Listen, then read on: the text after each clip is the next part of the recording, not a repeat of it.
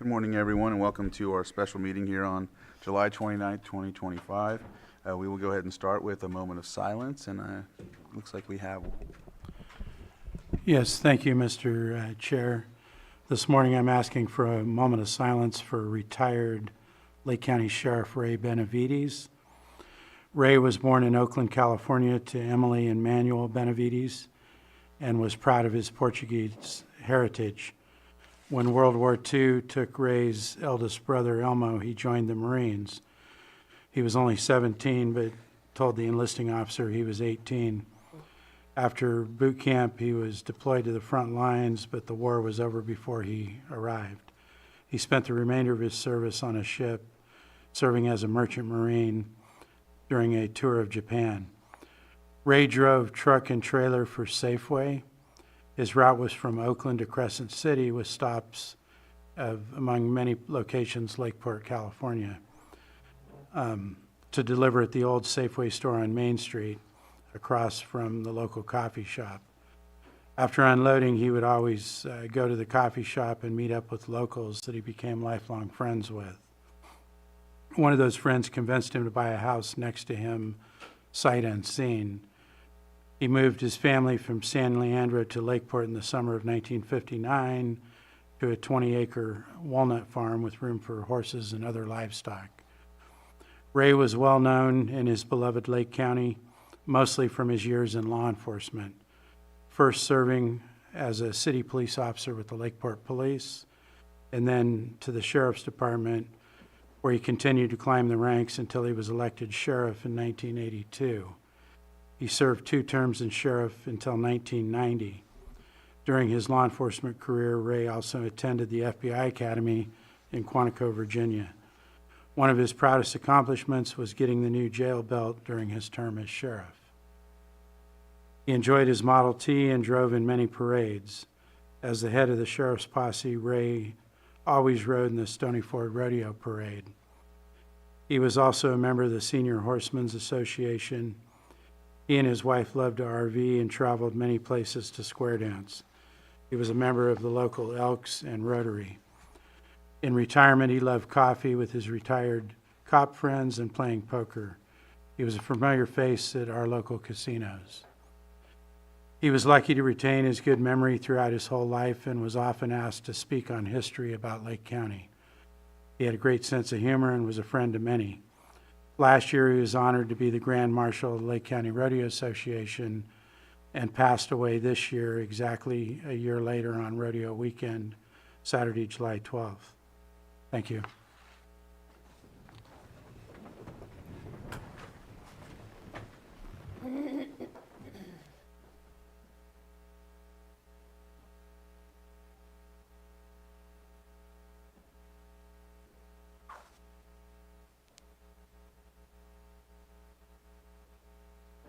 Supervisor Sabatier, can you lead us in the pledge, please? I pledge allegiance to the flag of the United States of America and to the republic for which it stands, one nation, under God, indivisible, with liberty and justice for all. Thank you. Thank you. Moving on to our timed items. First, we'll start out with our public input. If there's anyone that would like to come up and speak about something that's not on the agenda, please come up and we'll give you 3 minutes.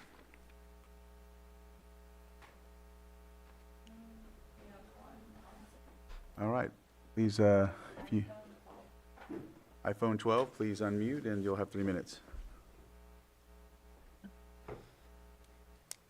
Hello, my name is Justin Quayle, and I'm calling about code enforcement and how the city park, I'm not going to mention names, but somebody slipped and fell because there was rebar on the ground trying to go to a handicap porta potty in the park. And that person didn't want to speak up, but I posted about it. But people, you know, we the way the county handles business is interesting. But there's a lot of code violations at the county park that need to be attended to. Or ORANG. orange blocks or on top of the rebar.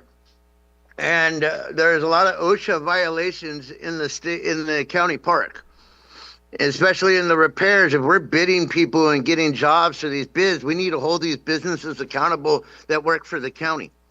Also, wattles and stuff being that close to the lake and river, and having those porta potties and when we're doing construction, we just really need to be more on top of hiring these companies. If we're not doing it ourselves through Lake County and we're hiring companies and getting these, there should be permits and stuff like that for the projects.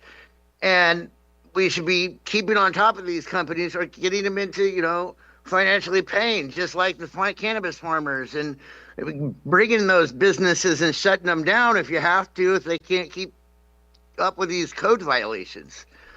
It's just really hard to watch our county just deplete. I've been here since the 80s. And county workers abusing their power. I know that, code enforcement now is also kind of like a police department. I mean, they're reinforcing stuff, and I think if we're going to bully people, we should be bullying companies that we also hire as a county. Keep everybody accountable. Workers using county equipment, workers that work for the county shouldn't be using county equipment either on the weekends for their own personal use. These are things that I've witnessed. I play with my child at that park a lot. I like that park a lot. I was glad to see there was baseball games going on there this week, and it was very beautiful to see people using that park, because most of the time when I walk there, there's nothing. But anyway, that's just all I had to say today. Thank you, everybody, for trying to help change the world. Thank you. Any other public input? All right. Close public input at this time and move on to our 4.2. Review and consideration of the Lake County Housing Action and Implementation Plan. And we will give the floor to Lisa Judd. Good morning, Board. Deputy County Administrative Officer for Housing, Lisa Judd. We're very excited to be here today to present our Housing Action and Implementation Plan, HAPE. The HAPE began as a vision from our CAO, Susan Parker, and that vision has driven us throughout this last year to really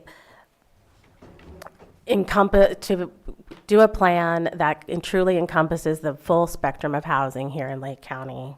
The plan has been created with input from our city partners, Clear Lake and Lakeport, developers, experts in the field, special interest groups, tribal nations, and most importantly, our residents here in Lake County. The HAPE Core team consists of our consultants that are here with us today, Amy Sinsheimer from PlaceWorks and Nicole West, and as well as Director Turner from Community Development and Shannon Walker-Smith, our Deputy Community Development Administrator. We've worked hard over this last year in the collaboration with the Community Development Department, and the General Area Plan for 2050 team has been invaluable and ensures that both of our concurrent efforts remain in alignment and provide synergy to achieve our goals. The HAPE includes several components, including the goals and strategies to implement those goals, as well as a sites analysis and an interactive housing web map. Additionally, administration staff has been instrumental throughout this process of our team and appreciates all the help from our CAO, Susan Parker, Assistant CAO Stephen Carter, guidance from our Chief Deputy County Administrative Officer Matthew Rothstein, Administrative Analyst Shannon Heenan, whose help to gather housing resources has been deeply appreciated, and Wendy Hoffman, who has put her magic into our presentation materials. At this time, I would like to hand off the presentation to Amy, and she will go over the main components of the HAPE.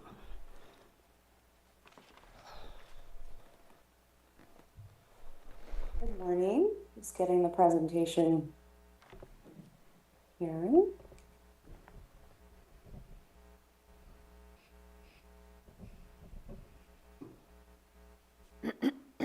Okay, thank you. As Lisa said, my name is Amy Sinsheimer. I work with PlaceWorks. I'm happy to be here this morning. The Housing Action and Implementation Plan was initiated a little more than a year ago, and it does address the unincorporated county as well as the cities of Lakeport and Clear Lake. It started with a robust community input and data gathering effort, and then the draft HAPE, as we call it, responded to the community feedback, staff input, best practices, as well as the key and most pressing issues and housing needs identified for Lake County. This slide presents a project overview, and it also has the timeline that you can see we progressed starting in May of last year until the current meeting. The components of the document can be shown at the top right. This is intended to be a comprehensive manual for housing in the county, and it is related to, but not included in, the general plan for the county. So there was a very large community engagement effort, which included community survey, multiple community meetings, including local area plan meetings. It was the first series that included 8 meetings in Cobb Mountain, Kelseyville, Lakeport, Lower Lake, Middletown, Rivieras, Shoreline, and Upper Lake. And then a second series was 2 open houses in Lakeport and Clear Lake Oaks. These were held in conjunction with the General Plan 2050 efforts as well. There were also 2 meetings with the General Plan Advisory Committee. The team held booths at the Blackberry Cobbler Festival as well as the Lake County Fair. Our team met with stakeholders and housing specialists and received input from these groups in various formats as we worked through the community input process. Some of the groups or interests that were represented included environmental justice, the development and real estate community, Lake County continuum of similar housing service providers, economic development and housing interest groups and stakeholders, Spanish speakers, as well as agricultural resources stakeholders. We also conducted outreach and engagement with tribes throughout the county and region.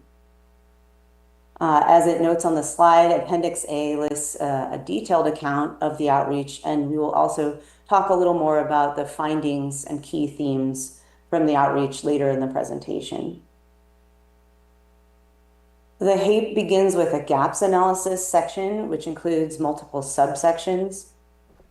This slide focuses on the local land use requirements subsection, which analyzed mostly Appendix B findings, and that would be the kind of baseline current conditions. And that took a look at the regulatory requirements for the cities as well as the county and identified some barriers that could be addressed through the HAPE. For County of Lake, that included looking at the R3 zone and the density standard of 20 dwelling units per project. In comparison with the general plan using a density standard of dwelling units per acre, so possibly aligning those. The housing element also states that densities below the density threshold are not permitted, but the allowed uses in the R3 zone may pose a potential conflict. So, for example, duplexes are permitted in R3, but the density allowed in that zone is between 10 and 19 units per acre, which is a little more dense than typical duplex densities.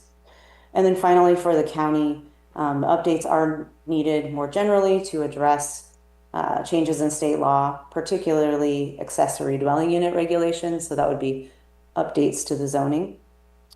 For City of Clear Lake, some of the barriers that were identified in the regulations included that the mixed use land use designation in the general plan does not have a density standard, which could limit residential potential for parcels or make it unclear, what is allowed.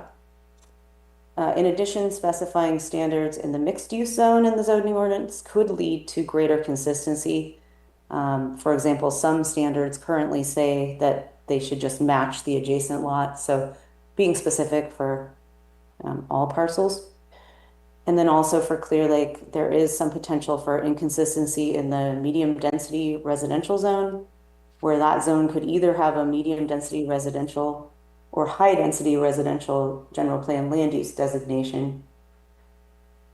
There are also updates needed to the city's zoning ordinance for changes in state law, including allowing residential and mixed use in one or more non-residential areas, and to reduce parking standards for smaller units.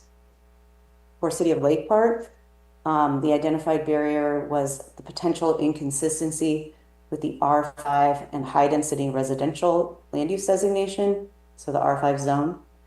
The R5 has a maximum density of 19.4 dwelling units per acre, while the high-density residential designation has a minimum of 19.4 dwelling units per acre. So moving on, the gaps analysis also looked at projected residential growth in the county, and this included subtopics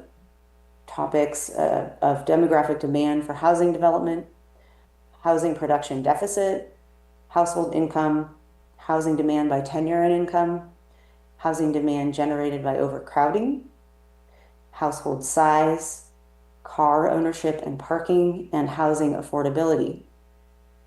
So based on the forecast, Lake County would need 1,590 new housing units through the year 2037 to accommodate the expected growth in households. As discussed above, accommodating the projected growth in households through 2037 at the current vacancy rate would require construction of about 150 housing units per year until 2037. The analysis indicates that if the present trends continue, though, the county will continue to experience a decline in population in the lowest income categories over the next 20 years. So the analysis also indicates that if present trends continue, the county will experience growth in the higher income categories with larger rates of growth amongst the highest income categories.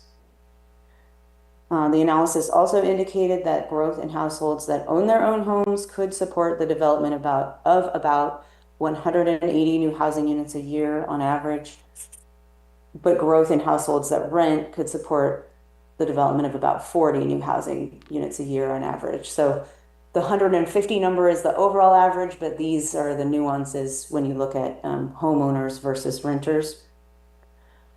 The analysis related to housing demand generated by overcrowding concludes that 960 households in Lake County were residing in overcrowded conditions in 2022, and that would be 780 owner-occupied households and 180 renter-occupied households.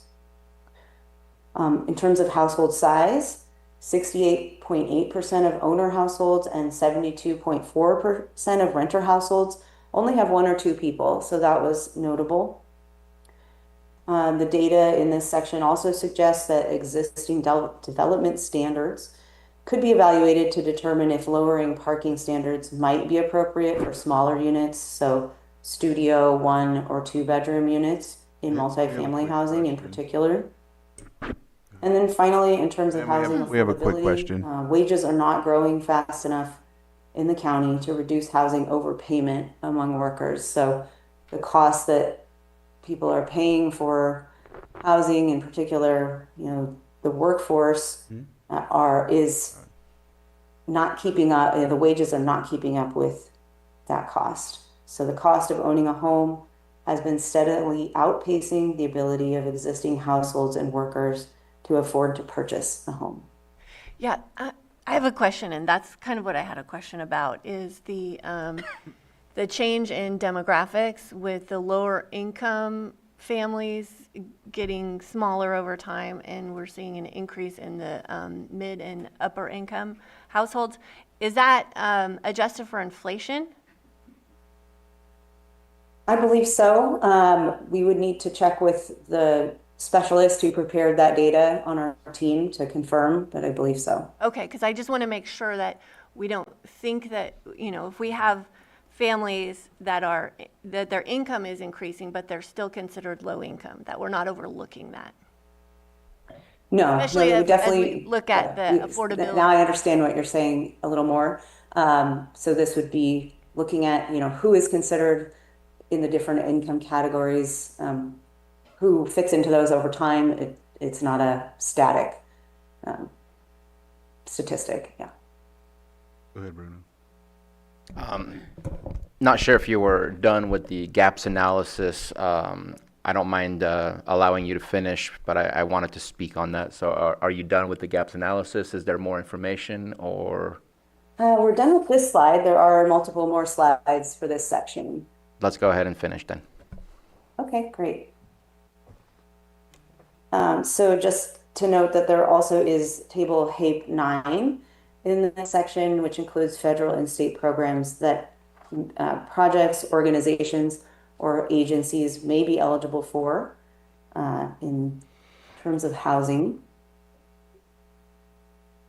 And then there's also a housing gaps section at the end of the end of the gaps analysis section with kind of the takeaways from this section. So that includes housing rehabilitation needs, need for housing of all types and for specialized groups, vacant infill sites, as well as insurance industry and coverage. So on housing rehabilitation needs, a large percentage of mobile homes are in need of rehabilitation. There is a high need for low income or lower income rehabilitation, especially for senior homeowners and those who are not financially able to do all the needed repairs on their homes. There is a need for housing for all types and for specialized groups of residents. Feedback that we heard from developers we talked with included requesting a streamlined and clear process for developers with clear expectations and milestones and a single point of contact to encourage more project applications. Related to vacant infill sites, due to fire hazards and infrastructure availability, siting housing closest to amenities and transit are reasons to prioritize infill sites for housing development. In addition, these sites can sometimes qualify for tax credits for affordable housing development. And related to the insurance industry and coverage, our findings in this section noted that most residents and property owners have faced significant increases in home insurance rates or must scramble to find insurance providers. Policies written by insurance companies in the county steadily decreased from about 25,000 to 19,000 between 2015 and 2023. And I will pause there. That is the end of the gaps analysis section. If there are other questions from the board. Go ahead. So I want to kind of go back to the very beginning of this. We're part of it's not a JPA, but we're part of the Housing Trust Fund. We have an approval from both cities. This feels like a document that aligns with the Housing Trust Fund on how to get development going. And right now, the only approval that I'm aware of is coming through the Board of Supervisors. And I don't want to represent the cities. I want to represent the county. We want to represent the county, and I'm just kind of questioning, is this also going before the city councils? Because we're saying certain things need to be done in their cities, and I feel slightly uncomfortable telling a city what they need to change in order for housing to occur. So is this going to pass by the city councils? Has that been discussed? What's that process look like? And I know we have a city manager and a council member here that might be able to speak on that as well, but just thought I'd start with you. I have reached out to the city managers to see if they would like us to do a presentation on the HAPE for the city council. As far as the Regional Housing Trust Fund, there's guiding documents for that Housing Trust Fund, and the administrative board has been in agreement thus far that the HAPE would be a guiding document. Okay. And no response Once approved. No response from the city managers at this moment in time that they are interested in going through the same process we're currently going through? I'm waiting to hear from them. Okay. Okay. and I guess at one point we'll have public comment where I can get a response maybe from the city manager or the council member. Um, the Department of Finance is where a lot of this information comes from, and I'm concerned that they don't necessarily know exactly what's happening here. The numbers just seem somewhat slightly wrong, in my opinion. The anticipation, it was funny because it kind of clicked together what was said between some of the comments that you and I were engaging in yesterday. That change of the number of people making less than 25,000, making less than 50,000, and huge amount of people making more than 100,000. There's no CPI increase that's going to bring people from less than 25 to more than 100,000. Like, that's a huge shift.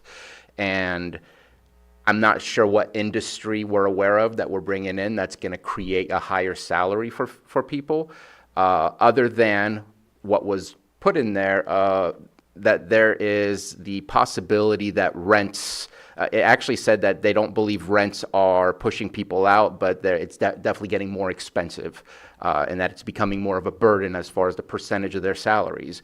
But I put the two together, and if we continue as is, that's what will happen, is we are pushing people to leave to find the next place that's affordable. So I'm concerned by those numbers, and I think that's a reality we need to pay attention to, because unless we have plans in the books that brings in good salary, wages, and good jobs, and a large number of them, I don't see that shift happening other than people not being able to afford to live, whether it's California's issue, whether it's a Lake County issue, all of the above, I think, deals with that. And so I just have problems with the Department of Finance, and I'm not sure if there was ever a contact with the cities and the community development to say, give us your numbers versus getting numbers from Department of Finance, but I figured those numbers would be vastly different, because the average number of houses being built does not make sense to me. And then expecting, if that's our average today, we can reach 170 or whatever amount of houses in the future, I don't know that that's a reality. That's a reality we need to try to attain, but I don't know that's a reality of what we can obtain, especially with what we're doing presently and in the past. So yeah, those are my major comments. I worry about the numbers that we're using, and if we're using those numbers to project how our guidelines will be to housing, it just creates concern and pause.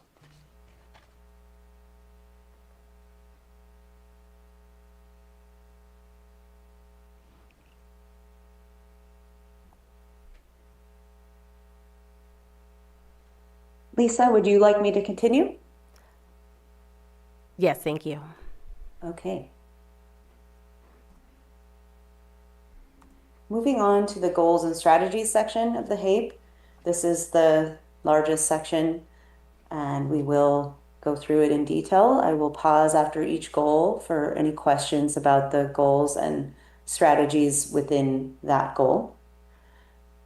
So as we said at the beginning, this does apply to the county and cities. There is a table, HAPE 10, at the end of this section where there is additional detail provided about whether each action under the strategies applies to County of Lake, City of Clear Lake, City of Lakeport, 1, 2, or 3 of the jurisdictions. So that is detailed.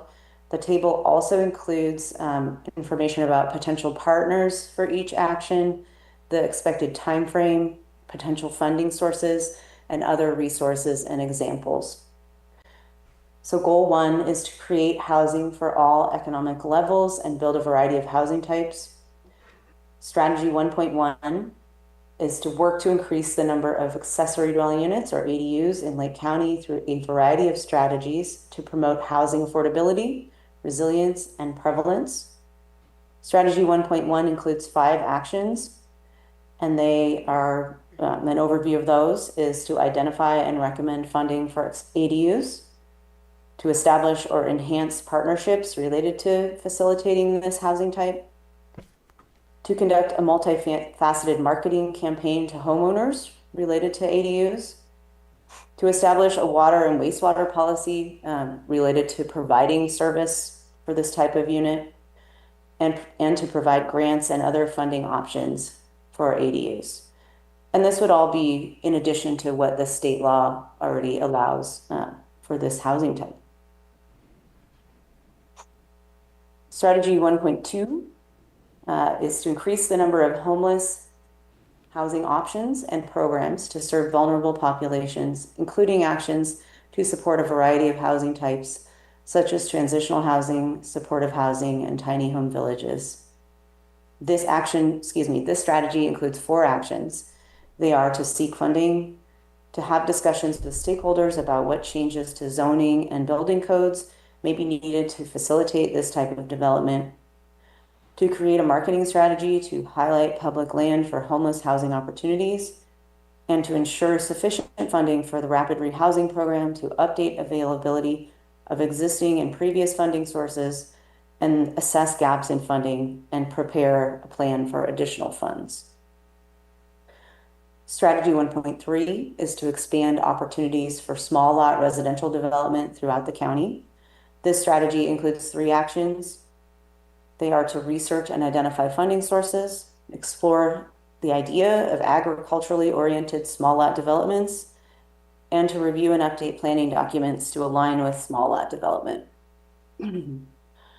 A strategy 1.4 calls for work to build a variety of residential options, particularly those that offer residents amenities, affordability, and resilience, including mixed-use developments.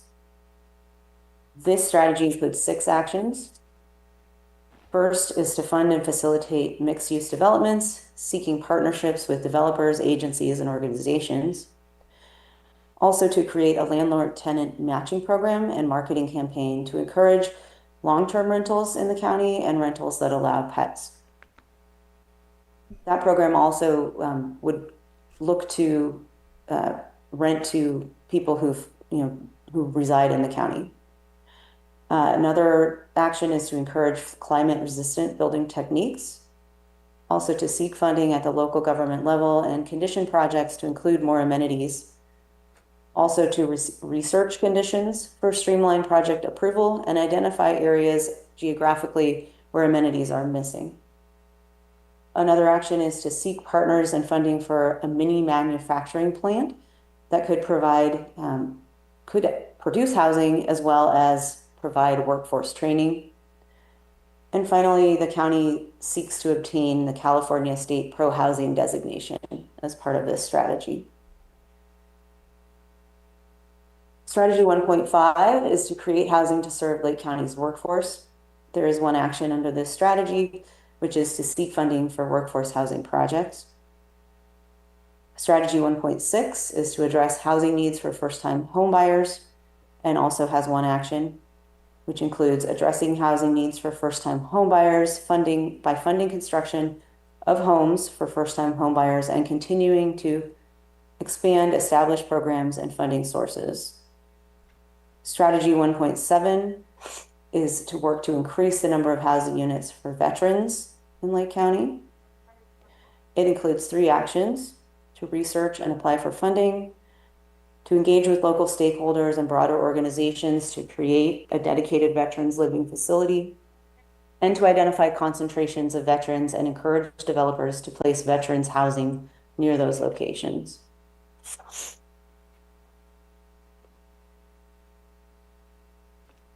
Strategy 1.8 is to work to increase the amount of housing for seniors in Lake County. It includes 3 actions: to seek funding for this type of project, to hold discussions with stakeholders to identify any needed changes to zoning and building codes, to facilitate housing for seniors, and to determine which types of senior housing are most appropriate in Lake County. Strategy 1.9 says to change housing authority, to build on the change to the housing authority model to increase viability, expand the number of available housing choice vouchers, and establish a project-based voucher system or program. This includes 2 actions: to monitor the effectiveness of the housing authority after joining the regional housing authority, in increasing vouchers available and advocating for changes to the HUD voucher process. And secondly, to explore options for project-based vouchers and the permanent supportive housing certificates program. The final two strategies on Goal 1 include Strategy 1.10, using geographic information systems, or GIS, to continue to update the HAPE sites inventory, and we will be presenting more detail on that part of the project after my section of the slides, and to refine the list of potential sites for housing development. Also, to maintain an online interactive web map of the identified sites. This strategy includes 5 actions: to establish a partnership between the county assessor's office and planning staff at the county and the cities, to consider relevant spatial data and identify government-owned properties that have been closed or have excess developable land for residential development, to use a list of potential housing sites in the HAPE sites inventory to facilitate development described in the next strategy, in strategy 1.1. And then to prepare the 7th cycle housing element sites inventory as part of the upcoming housing element update in the next couple of years. And finally, to use GIS tools to facilitate strategies under Goal 2. Strategy 1.11 is to create opportunities for all 3 jurisdictions to collaborate on securing funding and administering programs, and it includes 4 actions. To continue the Regional Housing Trust Fund to fund various affordable housing initiatives, to provide subsidies and monitor funding sources for housing that's affordable to extremely low-income households or those who make 30% or less of the median income in the county, to provide operating subsidies for permanent supportive housing, and to hire or designate a staff member dedicated to securing funding and administering programs. And I will pause there. That is the end of goal number 1. Any questions? Yes, I'll start out. I noticed at the end it said for all 3 jurisdictions, and I think it would probably help with a subsection of that. I know you engage with tribes, I noticed that. There's probably 4 that have an actual housing department. I know commonly they usually work for their housing projects on Rancheria, but they do have a element of, and I think that's why you reached out to them, they have an element of members that live in the community. Plus there's Northern Circle, who I know and see that you've reached out to as well. So there may be some opportunity there as jurisdictions that can collaborate on a sublet type of thing. That way there's some more collaboration in that aspect. I don't know if there's more you can add to that. We're definitely open to those communications and having those conversations with tribal nations, and agree wholeheartedly that there are a lot of opportunities for us to collaborate in housing. Okay, because I think I know of 3 of the directors are in different areas, and I think we can connect you on that end. That way there may be some opportunities. I know for sure that I haven't heard anything about the Upper Lake tribes. I think they don't necessarily have a land, they have a land base, but it's a different type of jurisdictional deal. But we'll work on that then for sure to connect you with those. Appreciate that. Yeah, and then I had another question about the ADUs. Exciting to have another opportunity for homes. Just concerned about when because I looked in the table and we'll be working with folks that can provide those ADUs or build them. How do we ensure that they are, what is the measure to ensure that they're going to be lasting, or they're going to have some sort of integrity in their structure? Because I've seen a lot of these in different areas, especially when they've come to different places where they're kind of selling a good point, but at the same time, in doing further research, they break down within a couple years. And if folks are putting money into it or borrowing from it, they end up with that debt, so. Thank you. So accessory dwelling units would be subject to the same health and safety codes, the same building codes. Our chief building official has had periodic meetings with new and innovative strategy presenters to see that as these new ideas for housing materials come up, that they are meeting the California codes for that exact reason. Okay, thank you. Yeah, I was just concerned about that because I've seen a couple people come forward and try to come into in my district for sure and kind of pitch these things, and I'm like, well, I don't think this one's gonna last. When I researched the actual website and whatnot, so You are welcome to direct them to our department. I will. Thank you. All right.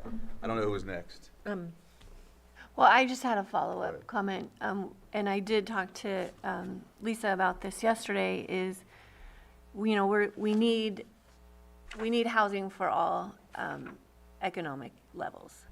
And I think the question of longevity is really valid, because we know that what some people can afford at one point in their life doesn't have a long lifespan. And we are seeing that because we have so many homes that need to be rehabbed, or they don't get rehabbed, and we've got some folks in here helping with that.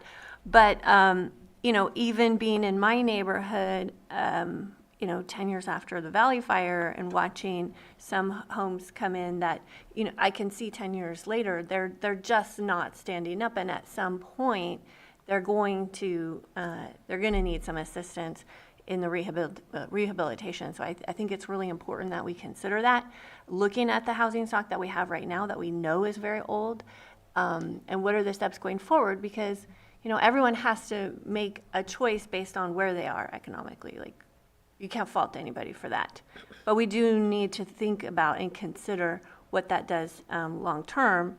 And then the other piece of this is, you know, the fire chiefs have been talking about it for a long time, is we have housing that we're allowing that doesn't have sprinklers and doesn't meet the safety codes that we require in stick-built homes. And, you know, how do we negotiate that as well? So I think that's something that we really need to consider, is that we're not just allowing people, you know, to put in something that may impact their safety or their neighbor's safety down the road. So that's similar to the ADUs, but I think we need to look at that for all types of housing. Oh, yeah. I think you were first, and then Supervisor Owen. So I had a few comments. The ADU thing, I think there's already by law, there's very little that we can do if somebody wants to start an ADU process. Even in HOAs, I know at the beginning we struggled because of the fact that state law allows you to, and there's nothing HOAs can really do about it. I'm only interested in ADUs for the pro-housing designation, because that gets us other potential resources that we can access. ADUs are not the solution. Can they be a portion of the solution? Absolutely. But this idea that we want to focus on it and really try to push for ADUs, I'm just trying to envision what the future of our communities look like. I don't know that I want a whole bunch of ADUs everywhere and say that's what I want our communities to look like. People have the right to choose if they want an ADU, but I don't know that we should necessarily be really focusing and pushing on that. But again, making sure that we have a process so that we can meet the pro-housing designation checklist and move forward in trying to obtain that. I think that's where I'm at for that. On 1.4, one of the actions kind of has me weirded out, the landlord-tenant matching program. I just don't know why we're involved in that.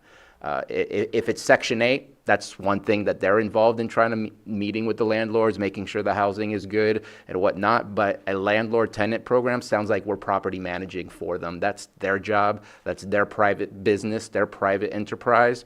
I don't know that we should get engaged with that. If some nonprofits want to engage in such a way, I have no problems with that. But I don't think that should be our job at all. So I don't know that we should be pushing for that as well, rather than focusing on just developing housing. 1.5, I know it wasn't in the presentation, there wasn't a really deep dive, but in the text, it really talks about working with industries and trying to meet and provide housing for those specific industries. Absolutely happy to support those industries, but if they don't put money or skin in the game, I don't know that we should be working to help getting nursing and doctor housing or teacher housing.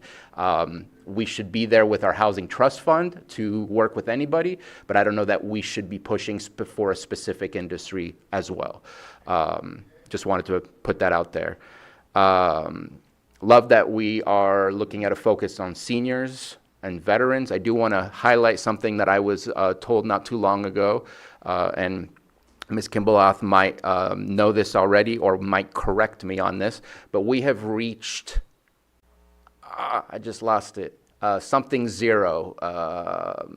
Basically, we're not seeing a increase. It's been a while. We have not been seeing an increase during that time period of veteran homeless individuals, and we have not been seeing a decrease. It's flatlined. I forget what the something zero, and that is our first time ever in a specific population group for our homeless population, and hopefully we can create that for other groups within the homeless population and keep decreasing that number. And it's in single digits, so it's not a very huge amount, but still it should be down to zero. So I'm in support of looking at veteran housing, but love the seniors. You've talk a little bit later on in the document, not here in the goals, for goal 1 of disabled folks as well. I think there's very specific groups that should be getting a little bit of a priority, and just housing in general is helpful anyways. 1.6, I'm not against the idea of looking at a first-time home buyer program again, but I think we obviously did it in a very bad way in the past. The amount of defaults that we've seen when I got involved in the plan as well, the loan committee over in the city of Clear Lake, we were trying to use the $40,000 to increase the overall cost of the house that they were not pre-approved for, rather than using it for down payment. I just think we really need to look at a policy that is tight for success, not tight to get people their dream place to start life in, because they have to work up to getting there, not start in by having those dollars available to them. So I'm okay with that, but I think it's going to take some scrutinizing of the rules and policies that we can change here locally.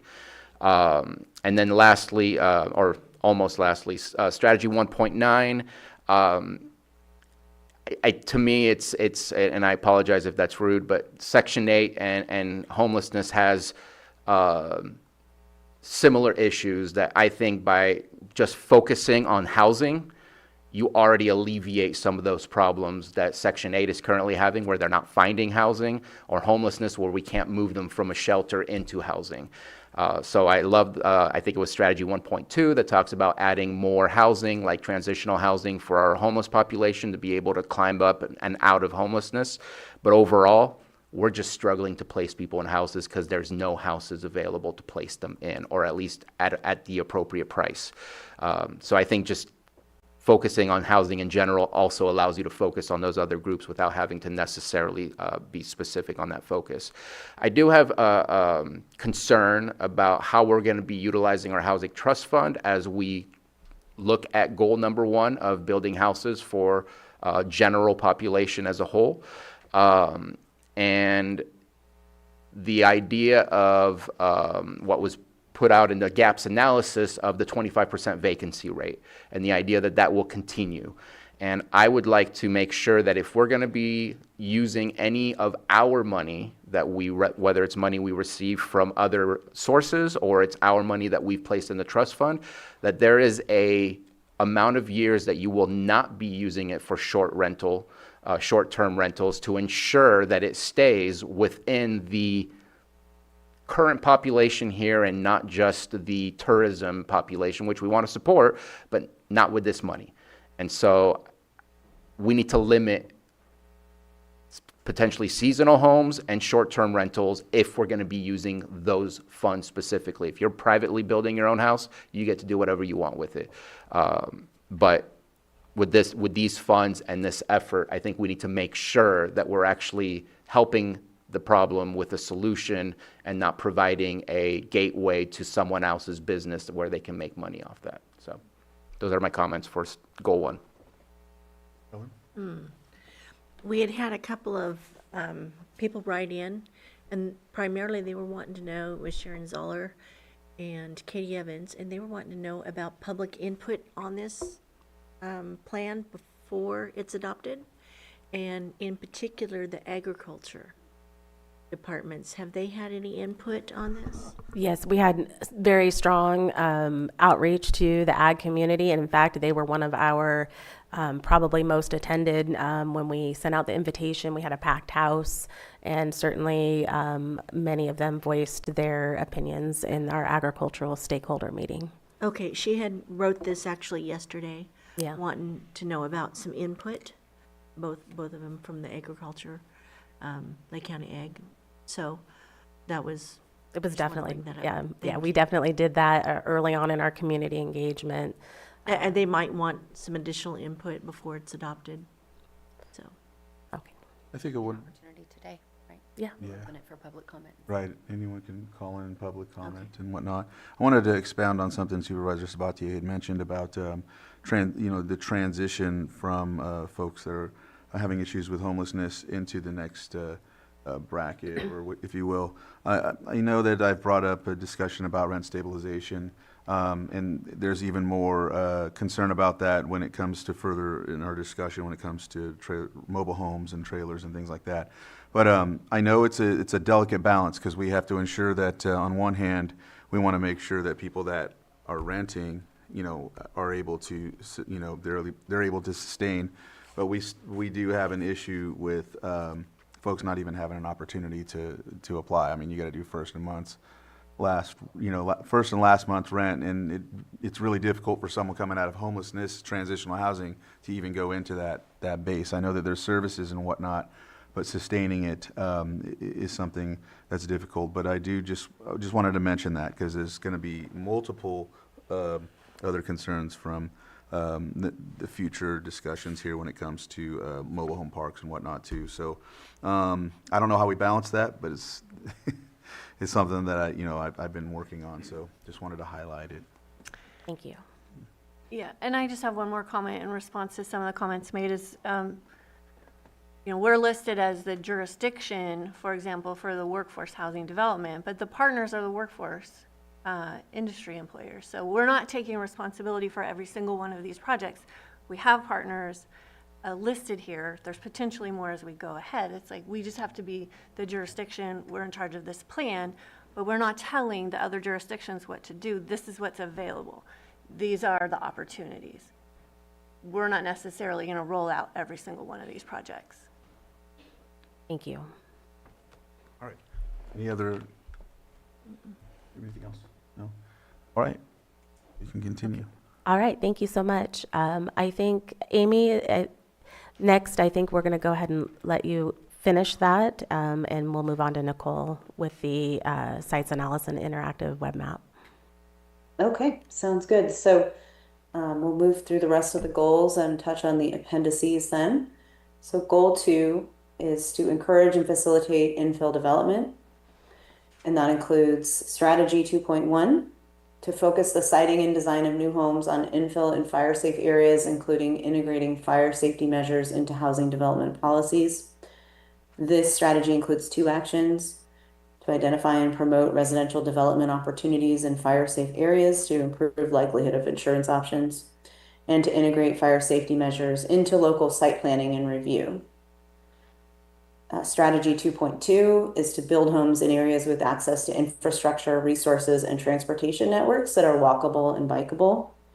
And it includes 3 actions: to reuse vacant properties in downtown areas and other population centers to revitalize those areas, to look for additional potential infill sites by assessing indicators like structure value and acreage, and to identify sites that could be appropriate for missing middle housing, or housing that provides kind of that middle range of densities and options that is not so prevalent in the county. So strategy 2.3 is to establish a local land trust or community land trust to buy what we're calling checkerboard lots left in areas where there have been fires, for example, Cobb, and do infill development on those sites. Building homes under this strategy would also address unmanaged vegetation on vacant lots, which is an additional fire hazard. There's 1 action under this strategy, which is to create partnerships to streamline redevelopment of these areas once the land trust has been established. Yeah. Okay. I have some comments for this before we move on to the next goal. And first of all, I'm really excited to see this in here, because this is something that I've been working on for almost a decade, and we really had to wait until we had the capacity in both CDD and admin to really push these forward. And the things that I want to say about this are bigger than what we have in this goal, and so I suggest that we have another goal that really looks at what happens post-disaster. What are the standards we want to achieve? And I can get into that now, or I can get into that later. But the checkerboarding is specifically a strategy that's being used in Maui right now. And in hurricane places, not just fires, where you have these disasters where only part of the neighborhood comes back, and then you're left with a lot of vacancies. But in wildfire areas, it's even more dangerous because you have vegetation growing and you have no enforcement mechanism.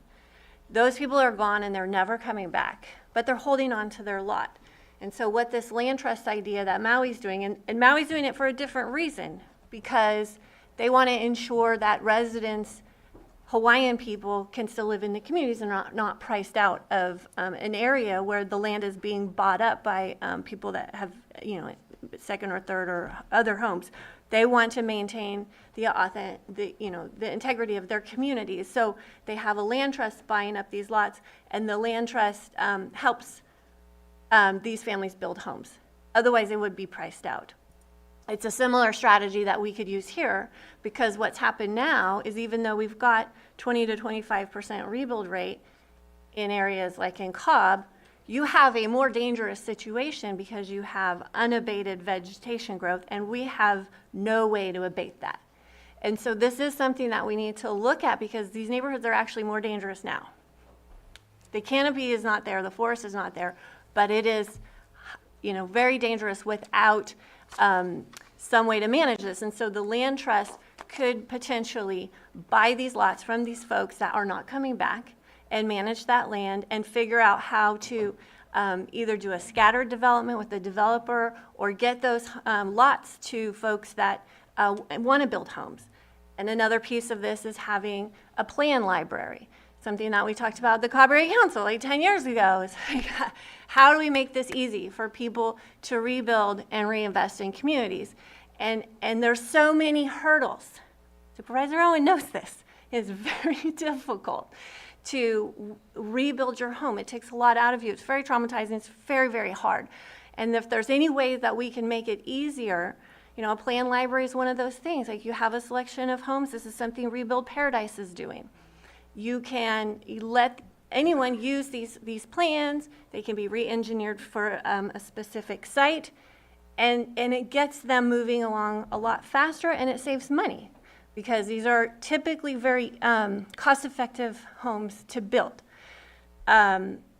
So, I have a lot of other comments along these lines, and then going back to the mini manufacturing plant from the last goal, this was actually something that we worked on after the Valley Fire. There actually was a company that had designed homes built out of insulated panels, because they would send them up to Alaska, because Alaska has such a short building season. They're in the Bay Area. They would load up every late spring, early summer, load up all the ships with these paneled homes, and they go to Alaska and they're put up in a month or two. And they wanted to put a site in South County and build homes that way. And it was just one of those things, like, we were in the trenches. That was really, really a hard thing to pull off when we were in, the cloud fog of everything that we were going through. So being very intentional about what we want to see after a disaster. We know the city of Clear Lake has been through 2 recent fires where they have lost homes. What is our plan coming back from that? What standards are we going to, and Director Turner and I have talked about this, what standard are we going to require a lot owner to return their lot to?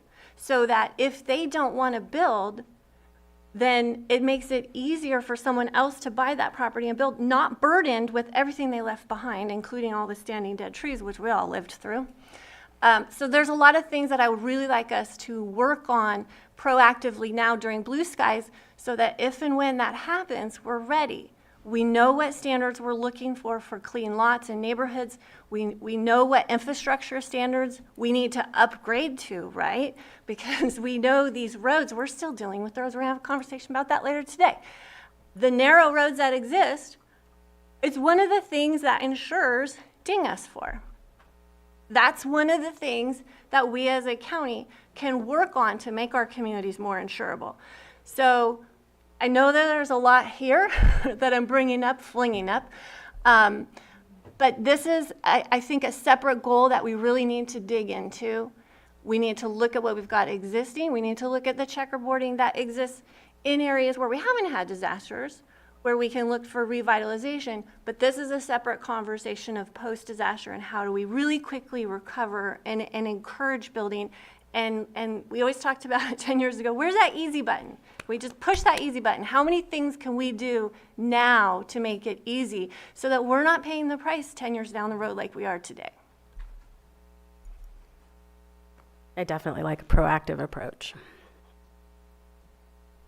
Any other comments? Go ahead, Supervisor Sabatier. Yeah, the library of pre-approved housing is something that's been talked about definitely more than a decade since fires started and people struggled to rebuild. And that should definitely be something that we put some money into so that we can have 5, 6 more variety of choices so that there's still a choice, but it's pre-approved and it makes it easier and more streamlined to go through the process. There's difficulties within each parcel, so you have to figure things out, but you're not starting from scratch. And so I would be in support in adding that either as an action item or as a strategy. I don't know, but I'm in full support of that because it is something that after going through such trauma of losing a home, creating simplicity within any process to rebuild and recover should be a given. And it's not even, let's ignore the human aspect of that because it's a very human, emotional issue that goes on with the individuals who lost their homes. But as a county, it took us forever to rebound from the loss of property taxes. If we don't make it simple and easy for rebuilding when these things occur, we're only hurting ourselves as well, and we can't support the rest of the community as well. So anything to be able to streamline those things, absolutely. And then people don't want to leave to go to the next steps. I feel like I'm going to get a comment before I move on and continue. I appreciate you bringing up the plans, both of you, because we have already started a plans library that's available online in the building safety webpage. It was started through legislation that required ADU plans to be available to people. And so we have 6 different plans ranging from 384 square feet to 1,120 square feet. And there's no rule that says they have to be used only as accessory dwelling units. These are available to the public right now.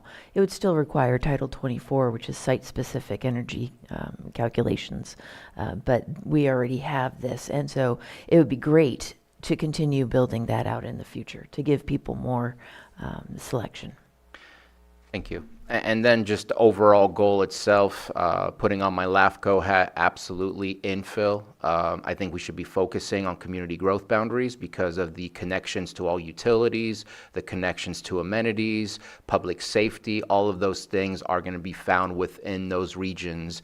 Not to say that we don't focus at all on any of the other areas, but I think that there's a reason why we call them community growth boundaries is because we anticipate that that's where those things should happen. And so all in favor of the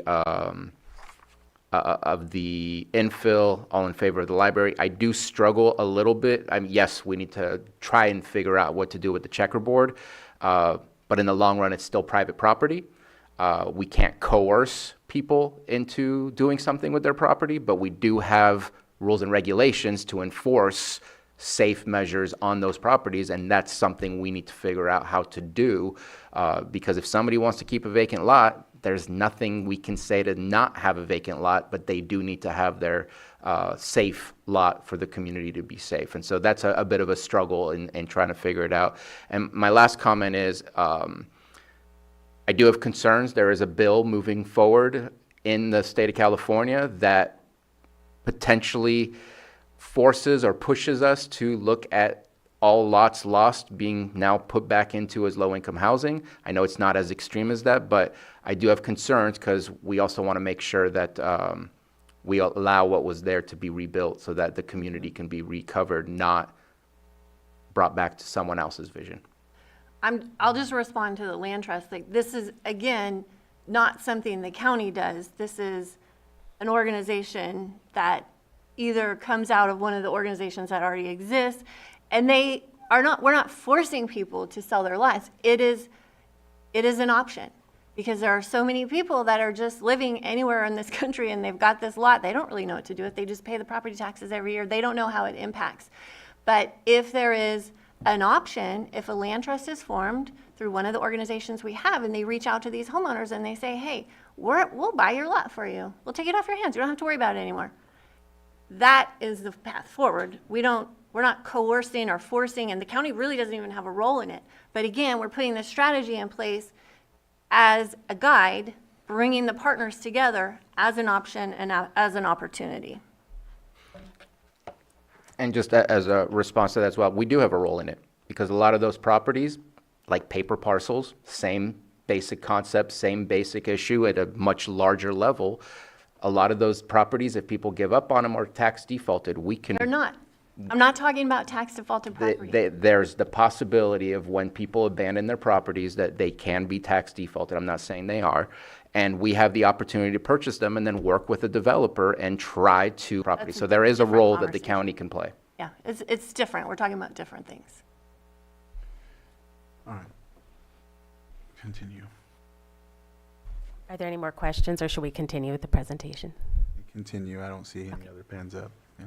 Okay, thank you, Amy. Go ahead. Okay, so moving on to goal 3, which calls for maintaining and rehabilitating homes and neighborhoods.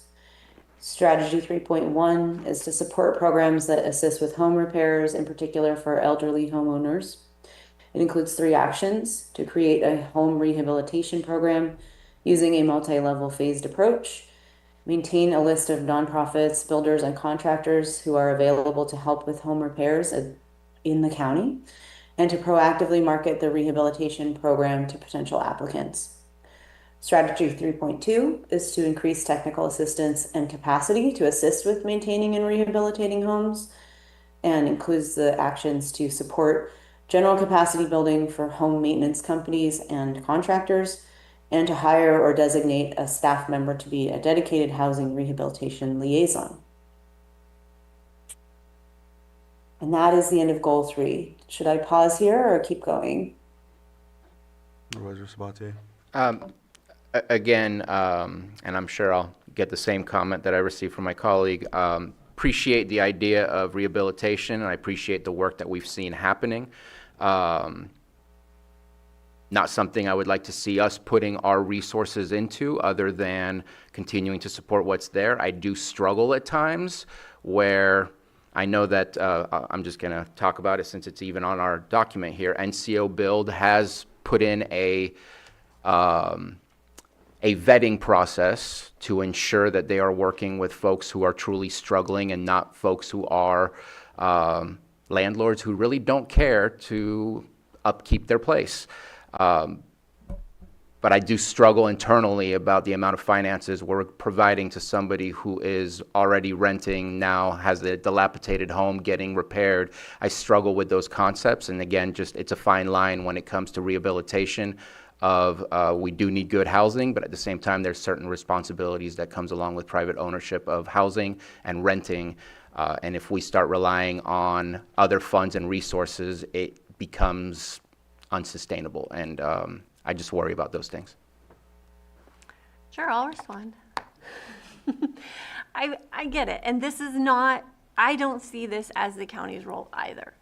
But when we look at the housing stock, we know that we have a lot of substandard housing. And we know that we have people living in unsafe conditions.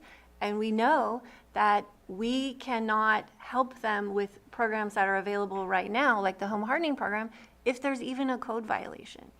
So I don't know what the answer is, but at some point, there needs to be a solution to these homes and dwellings that really put people at risk and put their communities at risk. So I don't know what the solution is, and I don't feel like this is a government solution, but it is something, you know, again, that can be put in this plan as a strategy or an opportunity with one of the partners.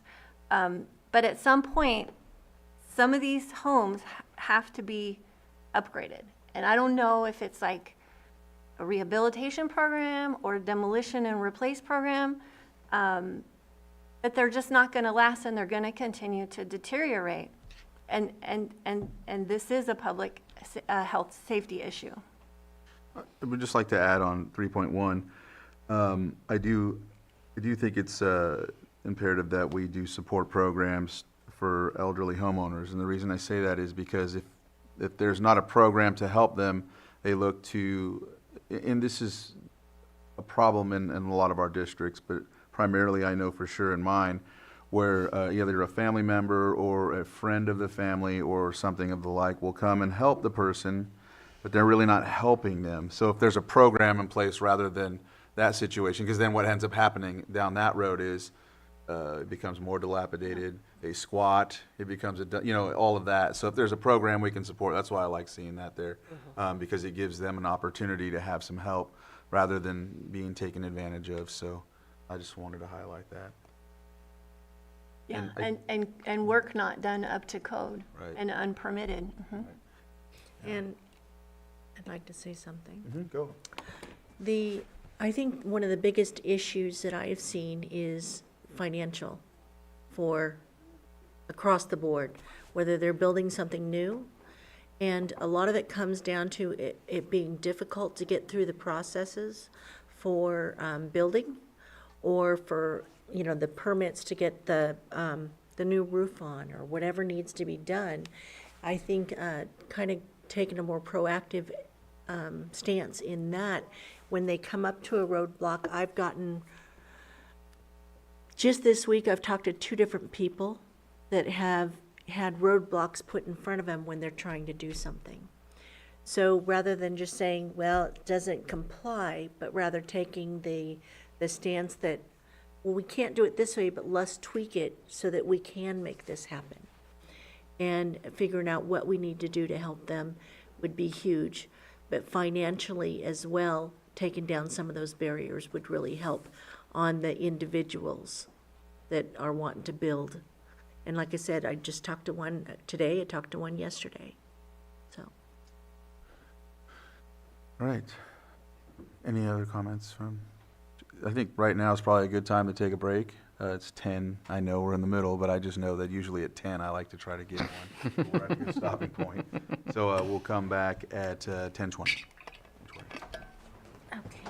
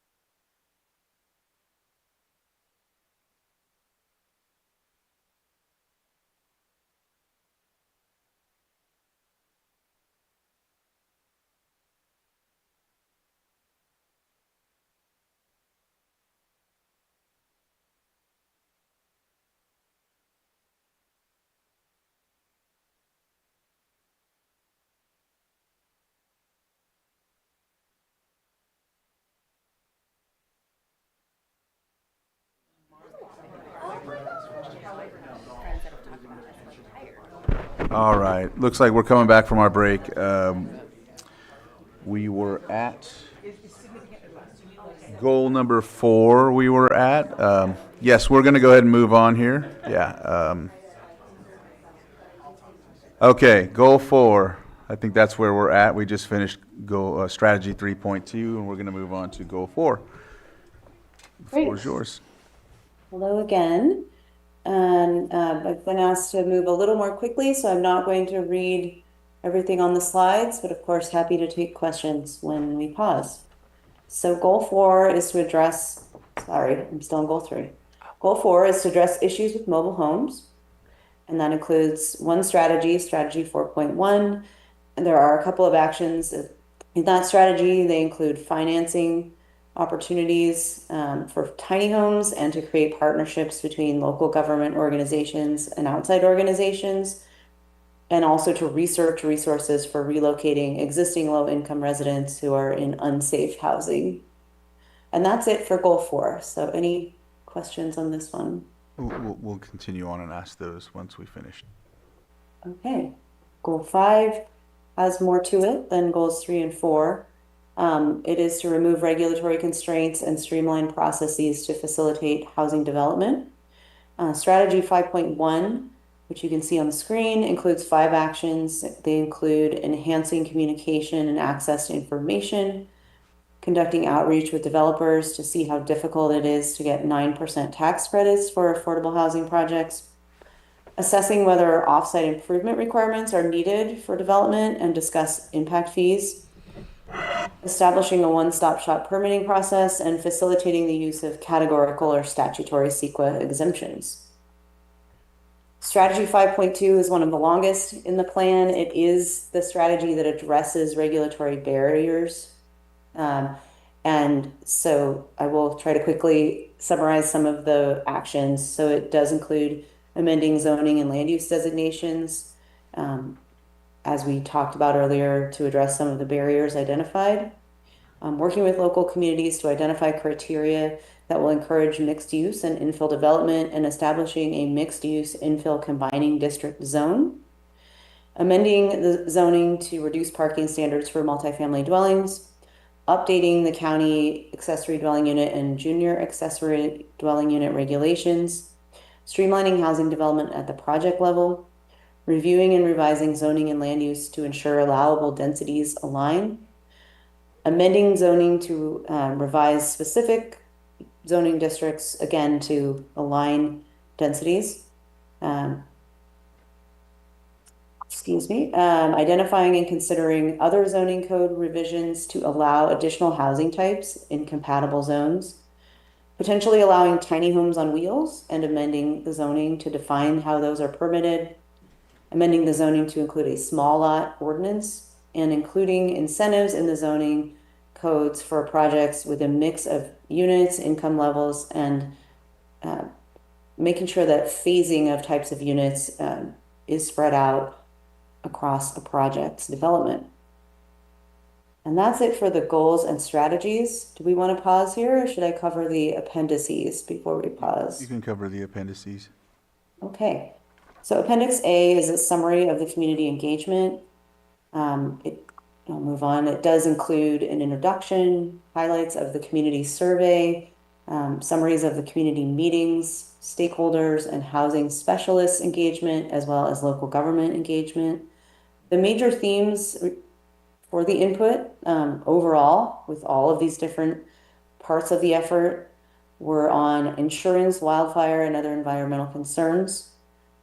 Groups to focus on for providing housing and services, the types of housing needed in the county, where new housing should go and how it should be developed, improving existing homes and neighborhoods, ensuring that we have safe and sustainable housing in the county, economic development and housing, and then vacation homes and short-term rentals.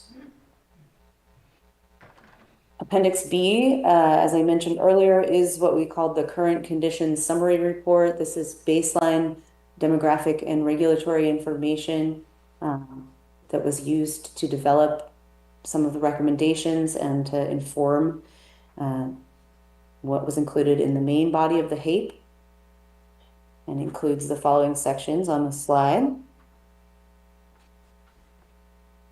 And finally, Appendix C is much shorter than A and B, and it is the tables that go with the gaps analysis in the main body of the HAPE, and they are listed here. And that is the end of my portion of the presentation, so we'll pause there for questions. Yes, if they go ahead, Supervisor Sabatier. So I have a bit of a list on this one. I'm going to start with for 5.1 in one of the action items. It's the 1, 2, 3, 4, 5, the sixth item. It's a fairly large paragraph. In there, it talks about, I'll just read the paragraph, increase access to land information, available development opportunities, including listings of sites for development with a robust set of information on each parcel. Available information will include key physical characteristics, applicable regulations, required public improvements, surrounding amenities, any known cultural or tribal issues. I don't think that's the right phrasing. I would say any matters of cultural or tribal importance, not issues. History is not an issue. Heritage is not an issue. It is just something we need to be mindful of. And so I'd like to change that phrasing so that when we approach it in a non-biased perspective. This feels like we're already aiming of this, you're being difficult, this is an issue, and I'm trying really hard to figure out how to break that mold. And so I would like to offer that change in there. On the other side, a little bit further on that last action bullet point, it says support tribal requests for transitioning tribal lands from title to trust to support efforts of tribes to building more housing. Absolutely support tribal housing, their efforts, but to have a blanket support fee to trust, I don't do that to the city of Lakeport. I don't do that to the city of Clear Lake. We want them to annex so they can build housing. Like, there's a process there, and not everything is going to be seen as the same depending on what the property is. And so I don't think that should be a blanket support statement. Just like further on, it says that we should try and facilitate the use of categorical or statutory CEQA exemptions. I don't know that we want to necessarily facilitate it. I know it says whenever feasible, but again, projects have very specific ways to go through to be a project. I don't know that we need to highlight that we're going to try our best to always be CEQA exempt, because there's times where we're going to be hitting things that need to be reviewed in different ways. And so to me, that's a blanket statement of we don't get to make a statement on this public document. I don't feel comfortable making a blanket statement that we just want housing and we will say yes to what it is, because that's what it sounds like, this support for fee to trust for housing. Absolutely support the process. Each project is different. Each request is different, and don't support the facilitate the use of categorical exemptions for housing. I think we need to be purposeful and mindful that every project is different and not putting it on there. So that's one of my statements. I'm not interested in 5.2 of a by right process for more than 20 unit multifamily development. I think that's a pretty large development that requires a process and not a by right process. I've seen by rights go the wrong way, not specifically for housing, but I think there's the right way to do it is not to just make it by right.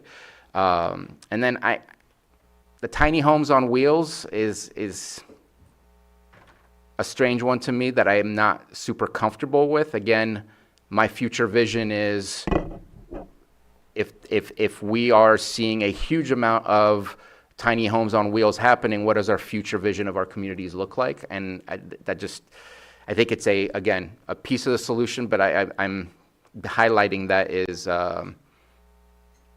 makes me uncomfortable. And then small lot standards, I don't know what that means, and I don't know what small lot is. Is that 100 by 50? Is it smaller than 100 by 50? And it doesn't really define it very well, and again, concerned by what that means and how that will be utilized. Amy, can you answer to that lot size, please?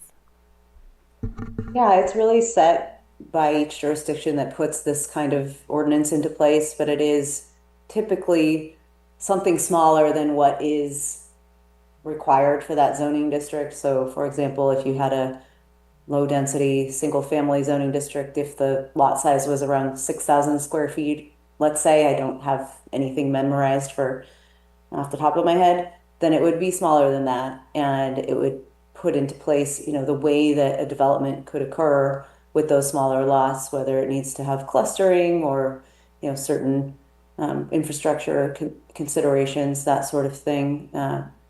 Usually they are seen as, they develop as I don't want to use the term subdivision necessarily because it might not be always that large, but this is larger than a couple units usually, and it's just allowing for more density in a way that's already acceptable to the jurisdiction, rather than just relying on state law. Okay. And then in 5.2, you talk about incentives. I really love mixed income developments. I think that's the direction to go. That way we don't have segregated neighborhoods where that's where all the low income housing is. I don't like seeing that, and I'm seeing that. And so I hope that we can move towards that, and good that we're looking at creating incentives. But why not also incentives for those who want to build 50 homes at a time? Those are difficult to come by. I know of a project that has been discussed before, and just looking at why not incentivize to simplify the process of building that many homes per year, where if you want to build more than 10 houses, want to build more than at a time, then here are the incentives that we can apply. You look like you wanted to respond to that. I just appreciate those comments, and when we look at making our county developer friendly, we can do a deeper dive into that and what those incentives options could be. And so I appreciate that. And figure HAIP B6. I don't have the exact page number of where that is. It's a little further down in the document, but I struggle with the fact that my area is identified as high segregation and poverty, and it's the only one, and it's not very appealing. It's almost offensive. And so I would personally like to see that map go away. I don't know what its use is. And this is one of the reasons I'm asking for the cities to have a say on what this document is, because that is a very offensive map for me to look at. And I don't see a goal, though I hope it's implied within the whole document.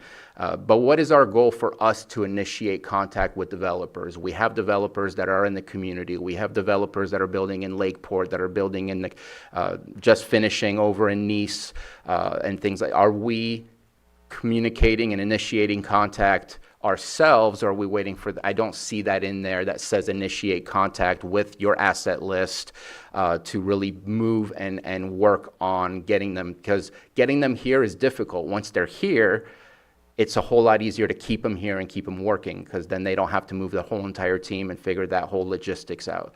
And so we have people that are here currently doing work, and I don't see that as a goal or an action item specifically itself.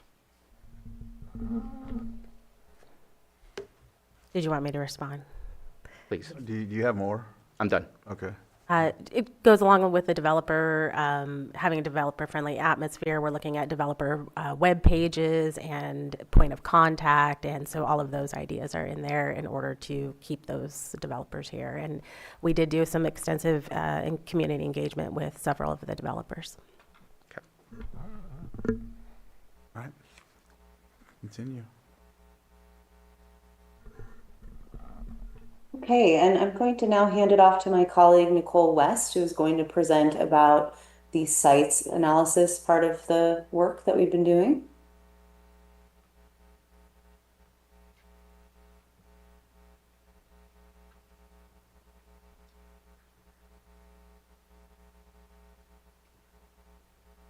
Hello. Thank you for this opportunity to speak with you today about the site analysis that we completed for the HAPE. It includes also the cities of Lakeport and Clear Lake, And in the interest of time, I'll try to be brief, but I'm also happy to answer any questions. We wanted to provide a resource that can be used to support the implementation of the HAPE goals and strategies that Amy described. And we also wanted to identify priority sites to focus efforts for encouraging housing production. Another benefit is that it provides the Community Development Department with several completed steps that are typically needed when preparing a site analysis for a housing element. So that'll help with the upcoming one. We had a suite of deliverables that we provided, including a summary report and several GIS-based resources. Next slide, please. So a little bit about the process that we went through. We started with basic information about all of the parcels in the county, including the cities. And then through GIS processes, we layered in additional information, including hazards and the types of housing allowed under zoning and general plan, and other information too, like you see on the screen. The result is that we're providing a data set that has been enriched so that each parcel is embedded with this additional information. To identify potential housing sites, it's important to know whether or not a site has already been developed. However, comprehensively reliable information on site vacancy was not available for this analysis. And that's why all of the sites that are identified as housing sites or priority sites are prefaced with the word potential. Actual site vacancy status should be confirmed with additional sources of information. Next slide, please. Several other criteria are also important for identifying potential housing sites, as you see here on the screen. Sites that are suitable for single-family or multifamily development were identified, and then we applied additional criteria to identify sites that we think should be prioritized. We also applied a set of criteria to identify sites that would be suitable and possibly prioritized for housing if they are rezoned in the future. And none of those include any agriculture or open space sites. They all currently allow commercial or industrial uses. Let's go to the next slide. So based on the GIS analysis, there are numerous sites that are potentially appropriate for each of these categories. And I provided Lisa and her team with a summary memo that has the details about exactly which criteria was applied to categorize all of these sites, as you see here. But this is a very optimistic starting point with a lot of land resources. And once the data continues to be refined to get more accurate vacancy data in there, you will hopefully still have a pretty good selection of sites that are available. Okay, let's go to the next slide. So I'm now going to talk about the web map that we provided and explain how to use the web map. A PDF of this portion of the presentation slides will be available soon on the county's administrative website. So this is what it looks like when you arrive there. And then next slide, please.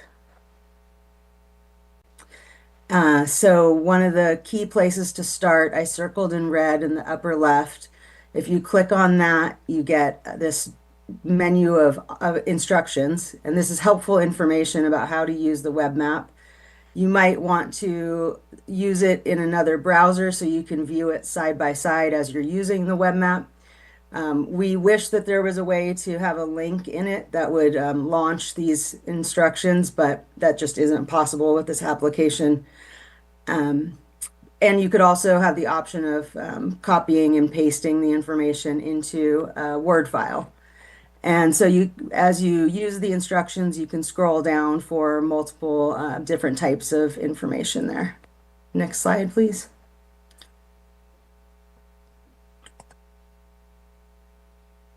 So there's, in the upper left, you have the option of seeing what the map legend looks like, as well as what layers are used, and clicking on those tabs that are circled in the upper left.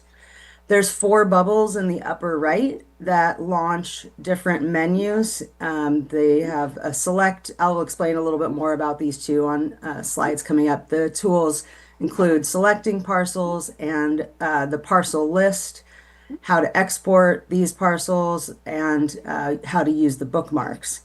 So once you do have some site information in the pane on the right, you can see that there's a lot of different types of information that you can display about the selected parcels, and you scroll down to access all of those different categories of information.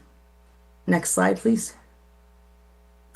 So the map starts at a county-wide scale, and you can zoom in and out with the scrolling wheel on your mouse.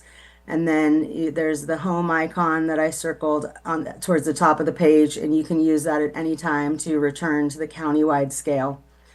The map starts with all parcels outlined in yellow, and then when filters are applied, only the filtered parcels are shown in yellow outlines, and then the other parcel lines disappear. The bookmarks menu in the upper right can be used to zoom into one of these areas on the map or to go to the countywide scale. Next slide, please. So one way to locate parcels is by using the search bar you see circled in the top left. You can start entering any address or APN there, and it will come up with hits that match what you enter. And then you can hit the little magnifying glass and it'll find that parcel, but it doesn't automatically zoom right to it, even though it found it for you.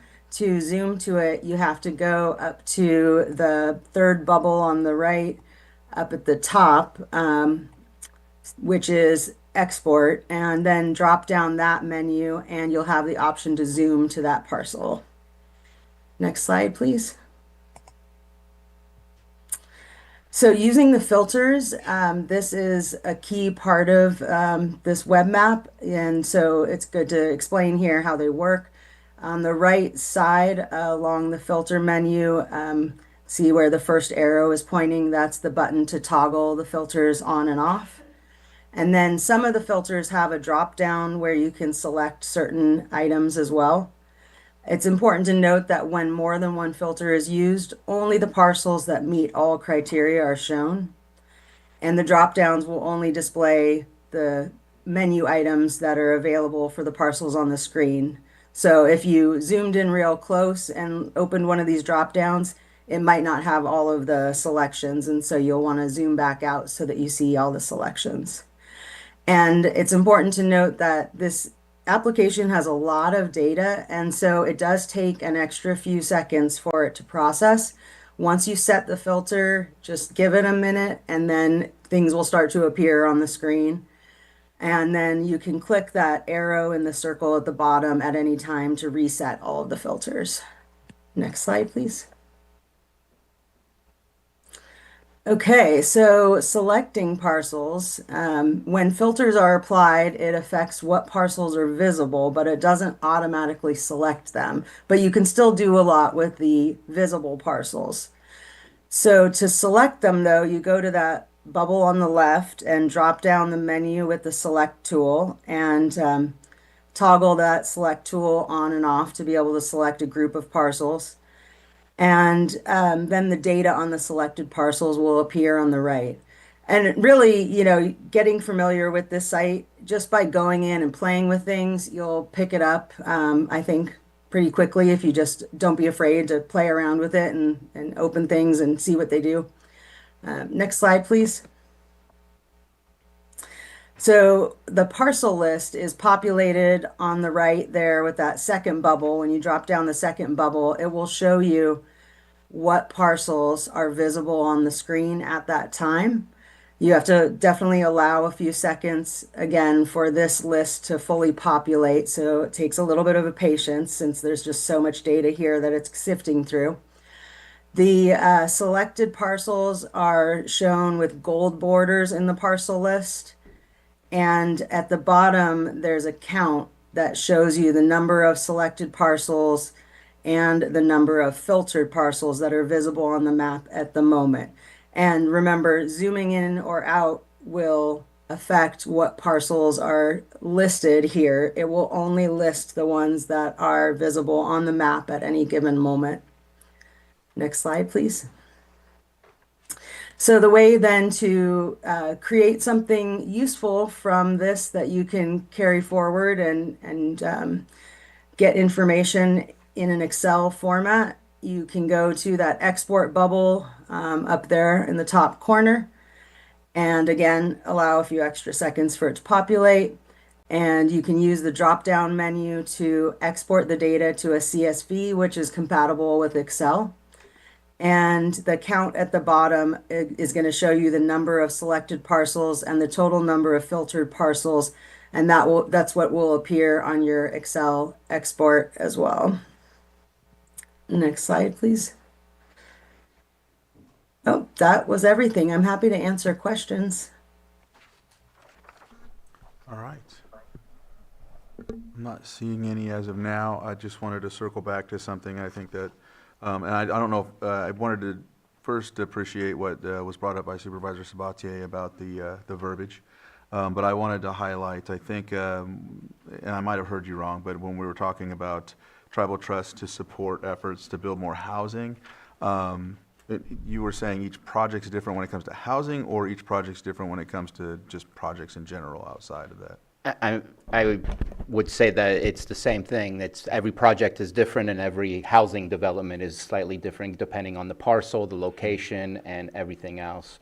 And just like we've had approvals from the Planning Commission and we've denied projects when it comes in as an appeal to us, putting any blanket statement of we support doing fee to trust and these housing projects where we support them moving forward with the process of doing housing projects, but there's certain aspects that I don't think a blanket statement of support, because it's the same thing as I said in Lakeport when they wanted to do an annexation, we had like a decade's fight of tax changes and things like that, and I just don't think it should be a blanket statement for any jurisdiction to do a project, or we support them doing their own thing, but we don't just support them with that any project.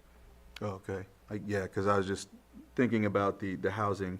Just I'm liking that it's just referring to housing, if you will, like projects of fee to trust to housing. I know that there's also a different, I want to say, housing facilities or not trailer parks, but like I know at Blue Lakes they have that little cottage village that the Habimatul tribe had, yeah, and that's in fee status, you know, so it's currently there's taxes paid on it. I know that Robinson has some properties in Clear Lake, and then even in Lakeport for a senior facility. And I think what's important to add to that is, and I appreciate your comment, it's just that the more that the tribes can purchase or implement these, regardless if it's trust or fee, in essence, it takes away some of the stock that's needed for anyone else that's looking. I think a lot of times when the tribe can use their funding, and it would be really great once we can get these connections for the funding sources that can get, because they have their own housing authorities and housing agencies when it comes to internal tribal governments. So it gives that opportunity for them to get their standardized tenants in. And then so it doesn't really seem like it would be a problem to support that as a blanket statement. I think for anything else, it's a different story, especially when it's fee status. But when it comes to trust, it doesn't really hurt anything. And usually we can make our comments when that trust application comes to the board. So I see what you're saying. I just don't see it similarly. That's all. And I appreciate your comment, and my hope and desires in the future is that our housing trust fund can incorporate not just the two cities in the county, because this is a county-wide little c, not big C, issue when it comes to housing, and we all need to work together to figure out how best to manage the funding that is available to make those things happen. All right. Thanks. Any other comments from the board or anything else to add, or should I go with the public now? There is a next step section as well. Oh, she said she was Very finished. short. It's actually for myself. I just wanted to highlight that the Housing Action and Implementation Plan is like a playbook. It is options. They are working with our community and our partners, and just like any playbook, we may not use every play in it, but it gives us an arsenal to look at what's been done in other counties, what's been successful, and how we can apply that here when it makes sense. In our current climate, we have a lot of changes happening, even just in the last week with housing and new laws and things like that. So we need to be able to pivot. The housing, the HAPE itself is supposed to be a living document. And I just wanted to emphasize that it is not something to put on the shelf and collect dust.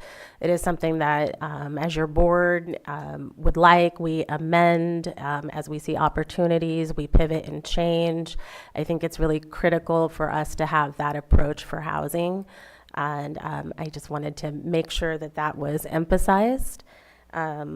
And then for our next steps, just briefly, I know we're running out of time here, but we have a kind of a 1 to 5 year timeline, 6 to 10, and many of these are ongoing as well. We'd love to see in the upcoming year, as Nicole pointed out, the sites analysis is here. There's more work to be done on it from a local level. We'd like to continue doing that. Many conversations already about creating a developer-friendly portal, web pages, everything that we need to do to put that, out there that we are a developer-friendly county and that we want to invite more housing. I think we can all agree on that.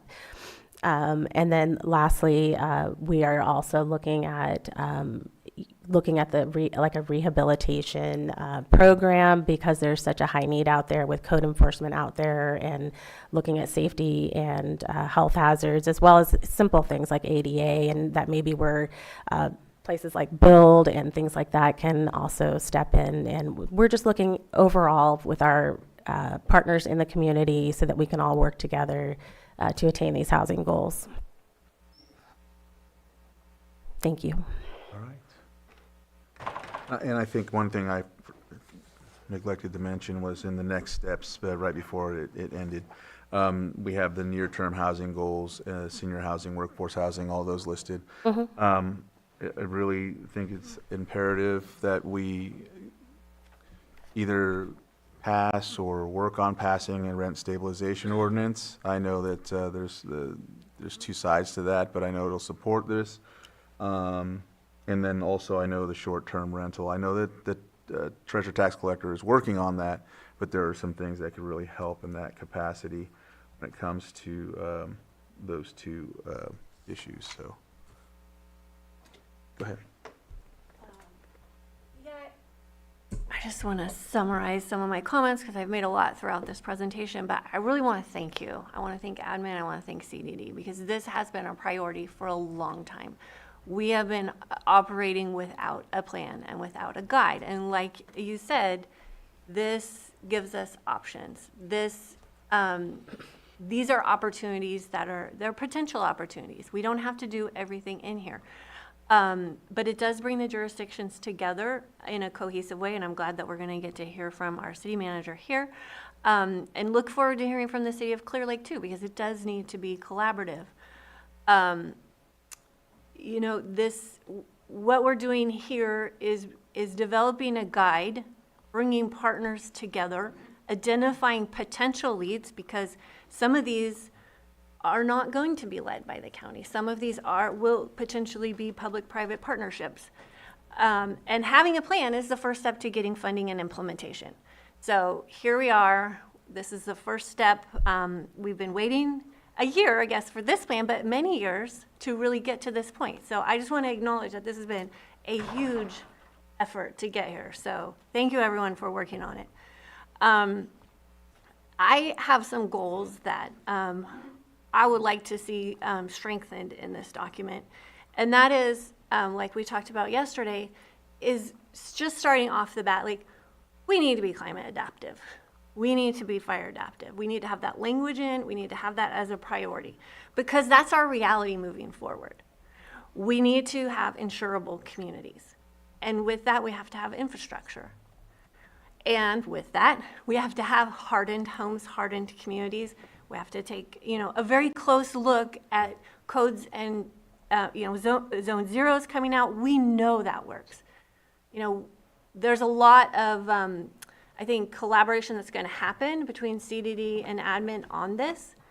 Like when I drive around and I see newly rebuilt neighborhoods and I see wooden fences linking all the houses, I'm like, what are we doing?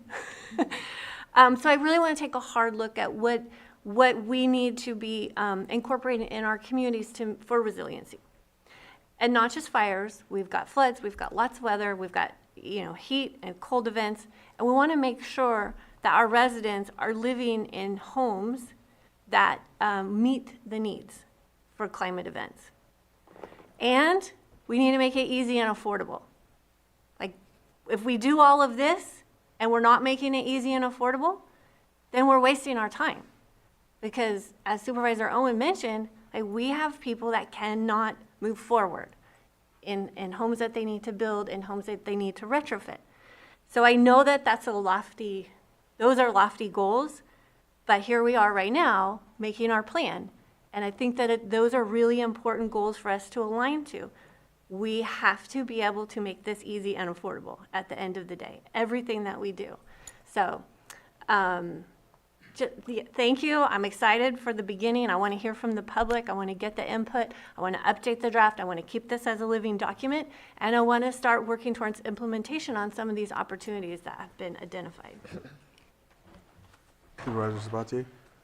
May I paraphrase your goal to maybe incentivize fire adaptive development, just to try and decrease the potential cost and incentivize to do so? Because I don't know about making it a specific goal in the sense that, like you mentioned, right now, if we do nothing and just make it a goal, it may not be affordable to a lot of people trying to develop. But if we try to find ways to incentivize it, then we might be able to move towards that.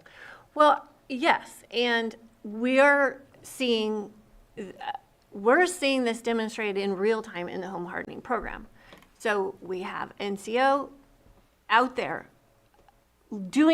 taking what Zone 0 and other regulations are coming down from the state and finding materials that are cost effective and that work. And so we have our own living laboratory right here.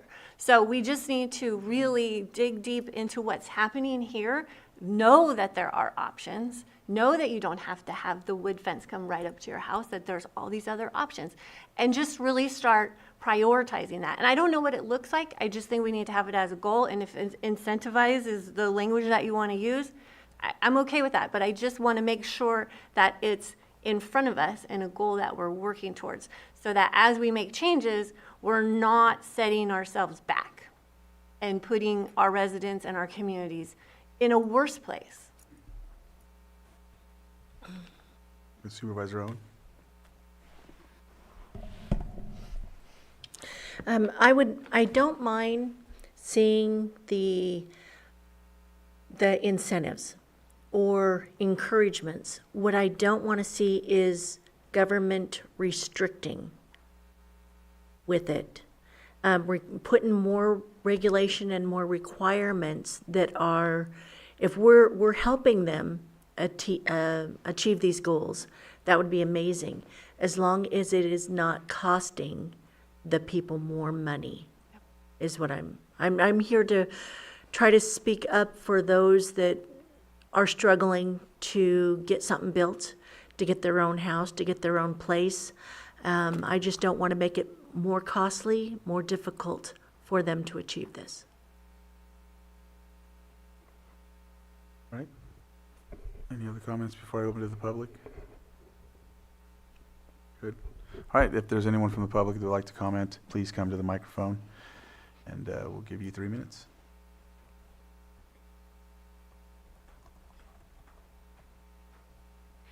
My name is Kate Schmidt-Hopper. Thank you for letting me speak. Boy, you guys did a lot of work. I do want to acknowledge that's a lot. It's a big document. It's 400 pages. I'm afraid I only got through the first 100, but I'm going to keep reading. It's good stuff. And Maria, it's nice to have you here as well. Thank you for everyone for letting me speak. I had a few little triggers that went off for me as in the part that I read and as it was being reread. I'm not sure what agriculturally oriented means. So I would like that to be explained if you could. I'm afraid is that worker housing specific, or is it something else? Because I join Sharon Zoller and others in the ag community where it's very important to protect our agricultural soils. So you don't want to build housing over important food growing soil. So that needs to be kept in mind. I appreciated the fact that there were parts in this document that addressed temporary housing or short-term rentals and Airbnb and VRBO sorts of housing. I think that some of our rental stock has been lost to that. People want to buy a house and they want to rent it as an Airbnb. They have that right in the United States, but it does impact rental housing. And so it's just something to keep in mind if there's an ordinance that can be placed on that or some sort of limitation. And then my final comment is currently there is not any ordinance that requires clearing of properties that don't have a dwelling on them. And that is part of the problem with empty lots that have nothing built. And I don't know if there's a way, once again, that supervisors can change that and create an ordinance so that property owners, absentee property owners, are required to clear lots or are required to clear lots that were a building burned, and that they need to be mitigated for the hazardous materials that are on there, and that they're just left the way they are. So those were some of the questions that came up for me. Thank you. Thank you.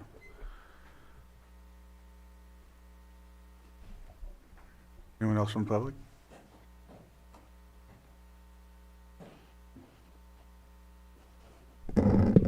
Thank you, Mr. Chairman and members of the board. Kevin Ingram, City Manager with the City of Lakeport. First, a big thank you to Lisa and the Community Development team. The regional planning aspect of this document has been very helpful. I mean, housing by far is a regional issue. It's not just, it doesn't really care about the lines that are sitting out there. And I would just kind of point into that we have a number of other kind of regional planning efforts going on too that I think pair very well, and I think that's definitely been a strength that we've had over the past couple of years to try and integrate a lot of these things together. Right off the top, the climate adaptation study that's going on, the emergency evacuation related stuff. Once again, these all kind of dovetail very nicely together into these pieces that are really regional issues. With that said, I really like Lisa's aspect of it. I think I kind of summarize this up to kind of a playbook of pieces. There's going to be certain elements of this that are going to play really well for a certain project, but maybe not for another one. As Supervisor Sabatier said, each project is very unique. It's got geographical differences that present it challenges, whether or not certain infrastructure is available there, or if you're bringing that in to that site, that obviously changes the overall cost of different pieces. So I think this really kind of has a really nice, broad spectrum to kind of look at these things a little differently. I would say the kind of area of improvement that might need to, it's implied throughout everywhere, but I don't know, maybe it needs to be a little bit more direct. I kind of heard Supervisor Owen kind of allude to this, that almost all of these things that really come down to cost in some sort of sense. And I would broaden that even to being just, it's economic more than anything. I started my career in this building up on the third floor, and I stood at that counter all day for 2 years straight, processing single-family residential home construction in the early 2000s over and over again, and then 4 o'clock would roll around and a big packet would come up from the South Lake office, and we'd throw all those on the conference room table. We were building housing left and right with essentially the same zoning ordinance and standards that we have right now. What's the difference? It's the economy. There should be a line at my door in Lakeport, and I'm sure at the county and in the city of Clear Lake as well, from a simple supply and demand aspect, we've been sitting at almost zero inventory for 5 or 6 years, both on the rental and the new construction side. And I can count on one hand the number of single-family homes that we've constructed in the city of Lakeport. So a lot of this is economic, and it kind of runs outside of what this plan can and cannot control. So my kind of suggestion is to, I think our lobbying effort does need to be increased. There are a number of subsidies and state, money going after housing right now. They keep saying it's their highest and number one priority. However, I think a lot of it is very urban centric. Lots of subsidies going for transient-oriented development and these other big sort of things that just don't fit our area very well. The only housing that we have been successful in building over the past 10 years is very highly subsidized, apartment-type dwellings, for various special housing user groups, whether those be low-income, senior housing and such. And those are needed, but they're only one piece of the puzzle. But the incentives aren't there for some of these other pieces that we need, like workforce housing, starter home, pieces. So I think that would be kind of one of my suggestions to kind of strengthen that lobbying effort. A big one that stands on is, we have been without a owner-occupied nearly a decade. That's mostly been an issue of staffing at the city. We've kind of focused a lot of our effort in working with some of these developers who are building some of those other programs. We only have so much capacity with our limited staff. But walking through my neighborhoods in Lakeport, and I think this is emblematic of anywhere else you go in the county, is the biggest issue that I see, in addition to the need of new housing, is our existing housing is, I hate to say it, rotting in place. Most of the housing in Lakeport, and I think this goes countywide, is kind of dates back to the 60s and the 70s. That's nearly 50, 60 years old at this point. Anybody that has to deal with a home on a regular basis, that new construction, it's great. Then 5 years, you're talking about doing little things. 10 years, you got other fixtures. But once you get into that kind of 50-year time frame, you're talking about bigger pieces. 20 years, you're talking roofing, other things like that. But you get into some of those more structural elements, and the cost of those. I mean, I think you can kind of see just the cost of what it costs to change a roof 10 years ago. It's astronomically higher now, and that goes for a lot of these other improvements. And there's a lot of folks in our community, a vast number of them, that are struggling with those pieces. And if you don't do those roofing replacements, those weatherization pieces, the basic fixtures, they become really big problems over time. So I know from the city's perspective, the biggest piece that we have, I think, is that goal 3 or 4, our rehabilitation effort. I understand Supervisor Spatier's concern there. We don't want to be just throwing money to people who already have housing and pieces and then neglecting our programming for folks that are struggling who don't even have a house. I get that sort of concern, but I think we are going to be in a real world of hurt if we don't address that existing housing stock sort of piece. To kind of further, lastly, I think one of the big efforts that we're looking at is lobbying at the state level. That owner-occupied rehab, because we are a non-entitlement community where we have to compete for all of our CDBG money. We don't just get handed that money in 5-year blocks like some of our bigger entities.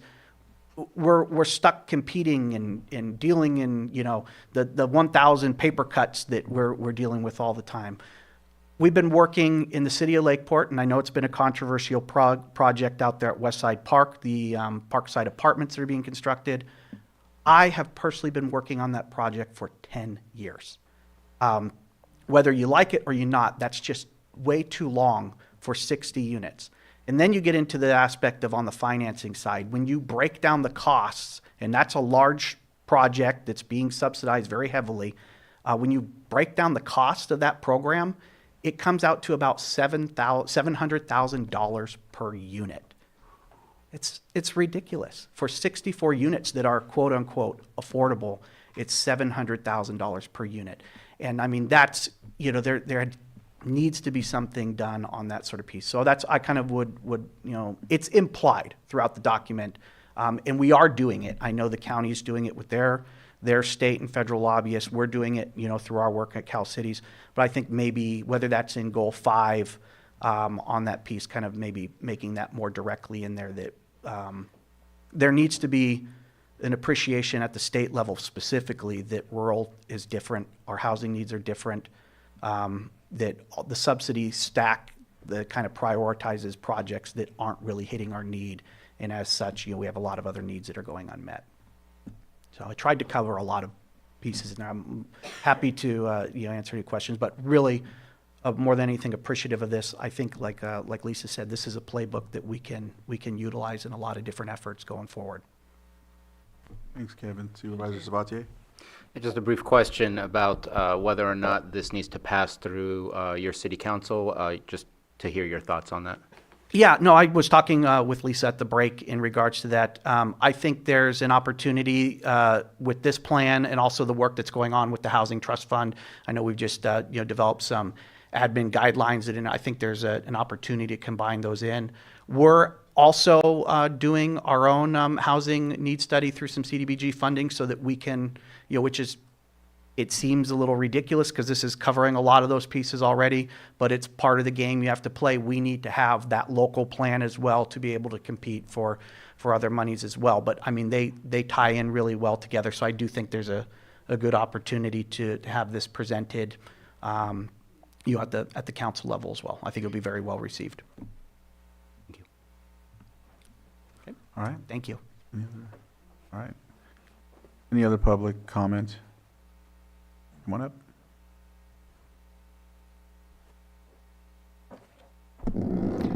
Good morning, Supervisors. Margot Kambara, Lake County resident. I have a general comment and 5 specific comments. First, housing experts and economists say that an increase in affordable housing supply is a good solution. To the housing crisis. HAPE cites community surveys conducted for the county's general plan update. The surveys show broad support for increasing affordable housing in the county. Increasing the affordable housing supply is a good solution if it is accessible to county residents. New housing that becomes short-term rentals or second homes that are vacant for part of the year does not solve the county's housing shortage, as Supervisor Sabatier observed. HAPE's proposed use of incentives to encourage mixed income development and long-term rentals of second homes should include a Plan B if incentives aren't enough to increase the supply of affordable housing available to middle and low-income residents. Now, specific comments. First, senior housing. HAPE identified senior housing as near-term priority, yet exploring mobile home alternatives is a mid-term priority 6 to 10 years out. HAPE recognizes that a high percentage of seniors' homes are mobile or manufactured homes. Some seniors with limited resources may not be able to wait 6 to 10 years out for alternatives to mobile home park owners, increasing rents and fees without oversight.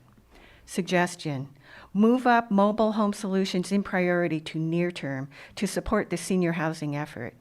Another suggestion: county, perhaps with grants, could purchase or repurpose land it owns for affordable housing. Some municipalities own the land and the prospective homeowner owns a structure on the municipality's parcel. This reduces the cost of home ownership to the prospective homeowner. For residents in the mobile home parks who are at risk of being priced out of their homes, county-owned land available to serve as a mobile home park could offer relief. Perhaps a county-owned mobile home park could be converted to a tiny home village for the benefit of mobile home residents, as HAPE suggests. Mobile homeowners should be consulted about their wishes. HAPE makes an excellent suggestion. Mobile homeowners should be given first right of refusal to purchase mobile home parks when available for sale. But mobile homeowners will need assistance to coordinate and collect financial resources for such a purpose. HAPE's outreach to seniors and mobile and manufactured homeowners should inform them of this option. Second specific comment, I'm out of time. You can wrap it up. Well, I appreciate the effort giving this serious subject attention. I would like to say that the effort for outreach was very good for the beginning of this effort. We could have gone to the finish line a little stronger. Presentation to the General Plan Advisory Committees, local area plans, and to the Agricultural Advisory Committee would have made it even stronger avenue for public input. Thank you.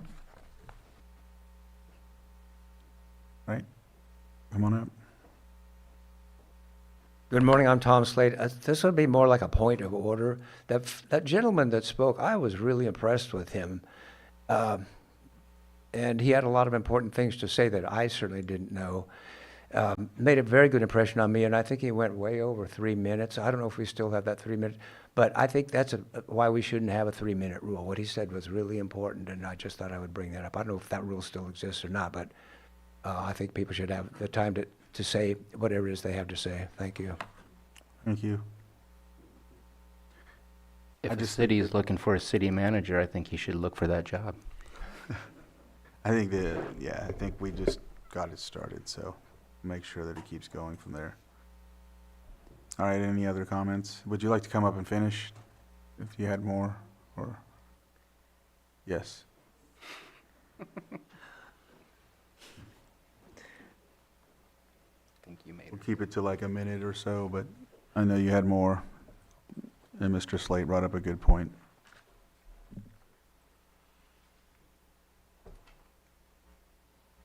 Again, and I don't see anyone else coming up, so.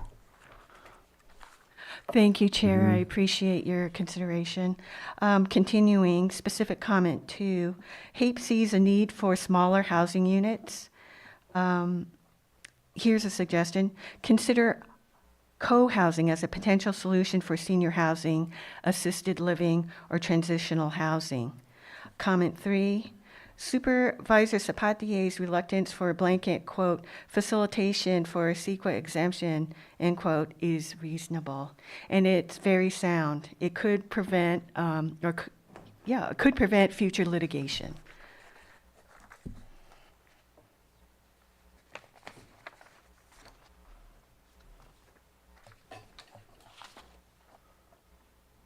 Fourth comment, HAPE proposes the use of fire-resistant building materials, workforce training, and mini manufacturing of homes, use of infill and vacant downtown properties for housing.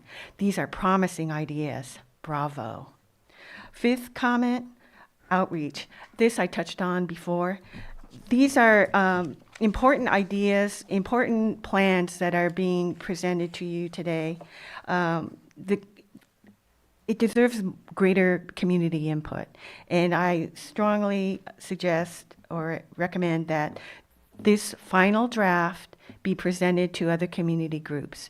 They have been asked for their input, but they have not been offered the opportunity to comment on the final draft. And these are very good ideas, but again, it would be even better with more community input. Thank you.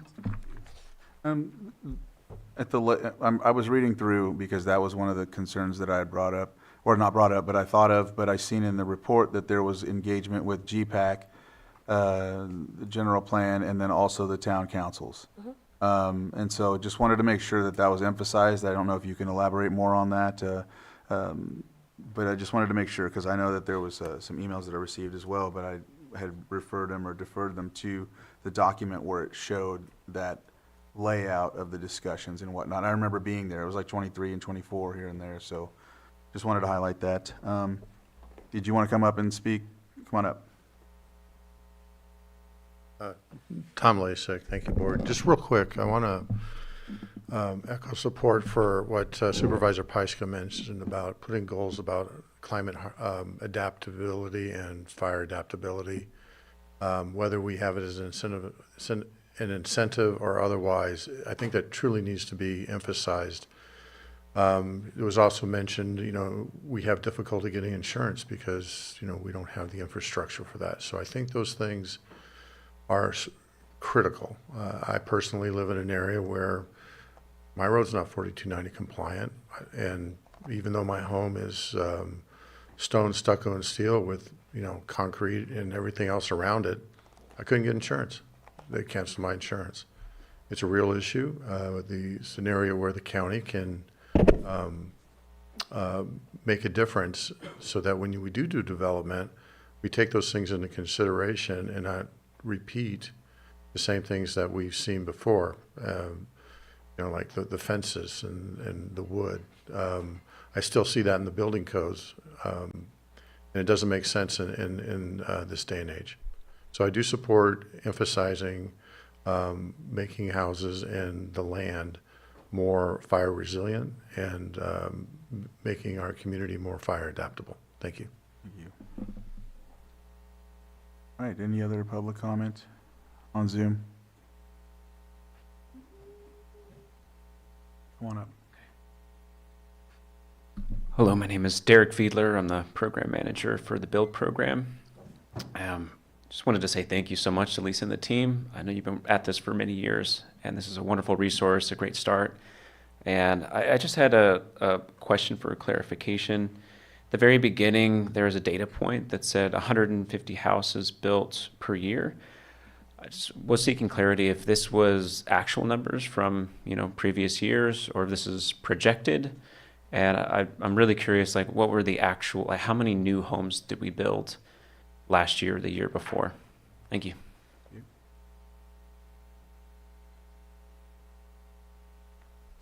Did anyone want to answer or we want? Okay, please unmute.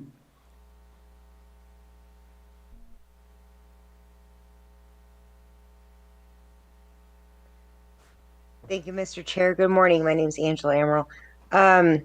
As another member of the public mentioned, the HAPE document was over 400 pages, and I haven't had a chance to get through it completely yet. So please forgive me if these are answered in that document. I have a few questions on strategy 1.8, increasing housing for seniors. I didn't see a mention of that it works to reduce instances of senior mobile home parks being converted to all ages parks to protect senior mobile home owners. Perhaps this is better suited as an element of the stabilization mentioned by Supervisor Crandall, but I wanted to ask if it would be suitable under strategy 1.8 as well. And then some clarification on strategy 4.1.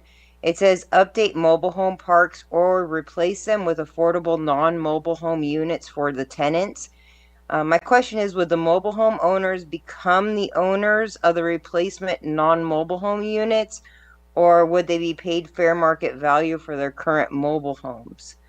And then, is the HAP parcel map live now? If so, what is the web address?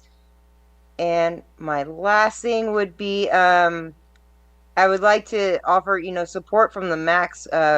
I know our MAC in the East Region, we have local mailing lists, a website, social media that could be utilized to spread information. So please use that resource whenever you need. We're more than happy to spread the word around our district. Thank you. Thank you. And anyone else on Zoom? Anyone else from the public, just in case? I know that I brought it back too early and then one came up. If not, I'll close public comment. Any final comments? There you go. Maria, did you happen to have the numbers that Mr. Derek Fiedler had asked about for 2024, 2023 on the homes built? I have sent an email upstairs for staff to get back to me on that one. Thank you. Thank you. All right, Brad? Yes, thank you. Well, first, I want to appreciate staff for all the work. I know this is an extensive process, and I think because we need a plan, we need to get moving. It's been in the works for a while. We need to get it going, but since it's a living document, I think we can still continue to analyze public feedback that continues to come in, and bring back anything to the board as needed for adjustments. I'd also like to see us seeing an update on this at least once a year at a minimum, so that we can, if it doesn't come sooner because there's something that comes in that we need to address. And I think we can continue to do outreach in the community. I know there's been comments, and I've received some too, that, there's a lot to go through, and some people may have missed, some of the public meetings, but I think we can do outreach, maybe be at some of the bigger events that are publicly available, and have this plan there and answer questions about it. So, but otherwise, I think we need to get something in place and then, continue to work on it. There's always gonna be questions that continue to come up, or changes in, things that happen at the state or the federal level. So, thank you. Were you gonna, go ahead. Yeah, just wanted to, a couple of things that came up since the last time I spoke.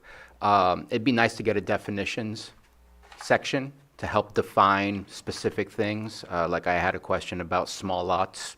I mean, that's easy to, that was not my definition of small lots. And so I think a definition section would be really helpful. There was another question about agricultural environment or whatever it was. So that there, we haven't necessarily discussed directly the impact of fees. There are fire fees, there are school fees, and I've been trying to bring up the issue of fees. And I hope that within one of those goals, if not, we should put it in there, on how to create incentives in a reduction of fees. Because if fire districts are going to benefit from getting money from build-outs but not benefit because our fees are too high and there's no build-outs, there's got to be a sweet spot where people can actually make more money by incentivizing the production of homes. And so I think overall fees, whether it's water, whether it's sewer, whether it's electrical, whatever all those other fees are for bringing in the infrastructure, connecting, and all those things, that has a massive impact because it's a large percentage of our value of the homes, a much smaller proportion of the value of a home in other counties surrounding us where the house values are higher. And so that's where we find ourselves frustrated and having difficulties in creating these developments. So I'd love to make sure, is it already within the idea of creating the incentives that those are the fees we're talking about, or does that need to be separately looked into or added? I think that's one of the strategies that we would look to for incentives and do a deeper dive into that. Okay. Then I just have some things that I highlighted that I would like to personally make a request that we make those changes. The first one is this would be more direction, but because this would be regarding the Housing Trust Fund, which this is going to be the guidelines for the Housing Trust Fund, that if the trust fund is utilized, that short-term rental and seasonal home are limited in the aspect of you can't turn that into a short-term rental if you're going to be using our trust fund. I would like to see those changes that we talked about on 5.1, instead of saying known cultural and tribal issues, be in my conversation with Chair Crandall, change it to known matters of cultural and tribal importance. And I'd like to make a request for HAIP-B6 to be deleted from there, because that map, again, in my opinion, is offensive. And those are my requests. See if the board agrees with those requests. Supervisor Pyska. So do you want those incorporated before we adopt? Or can we adopt today and give direction to make changes because it's a living document? And I do agree with Vice Chair Rasmussen, like we should adopt this and continue to make changes, because I don't think that there's a reason to wait and bring this back and then adopt it. Well, I think some of those changes can be done right now. The tribal one, that's easy. That's already, I think the wording is correct. And the deletion of HAIP-B6, that's an easy one as well. And as far as the housing trust, maybe that's something that can be brought back at a later time, because right now we're not utilizing those funds, and so that could come back at a later time. And I'm trying to figure out where to place the request from Supervisor Pyska. And I think the only way to do it is potentially just a brand-new goal, rather than within one of the goals that already That's what I was exists. going to Yeah. speak to. I was trying to figure out where to place it. Yeah, no, that's what, I wanted to know if you were okay with making some of those changes today, adopting going forward, and then we can give direction for an update to include some of the changes that I talked about around climate adaptability. And then the other request I made early on, a couple of hours ago, was a different goal for post-disaster planning.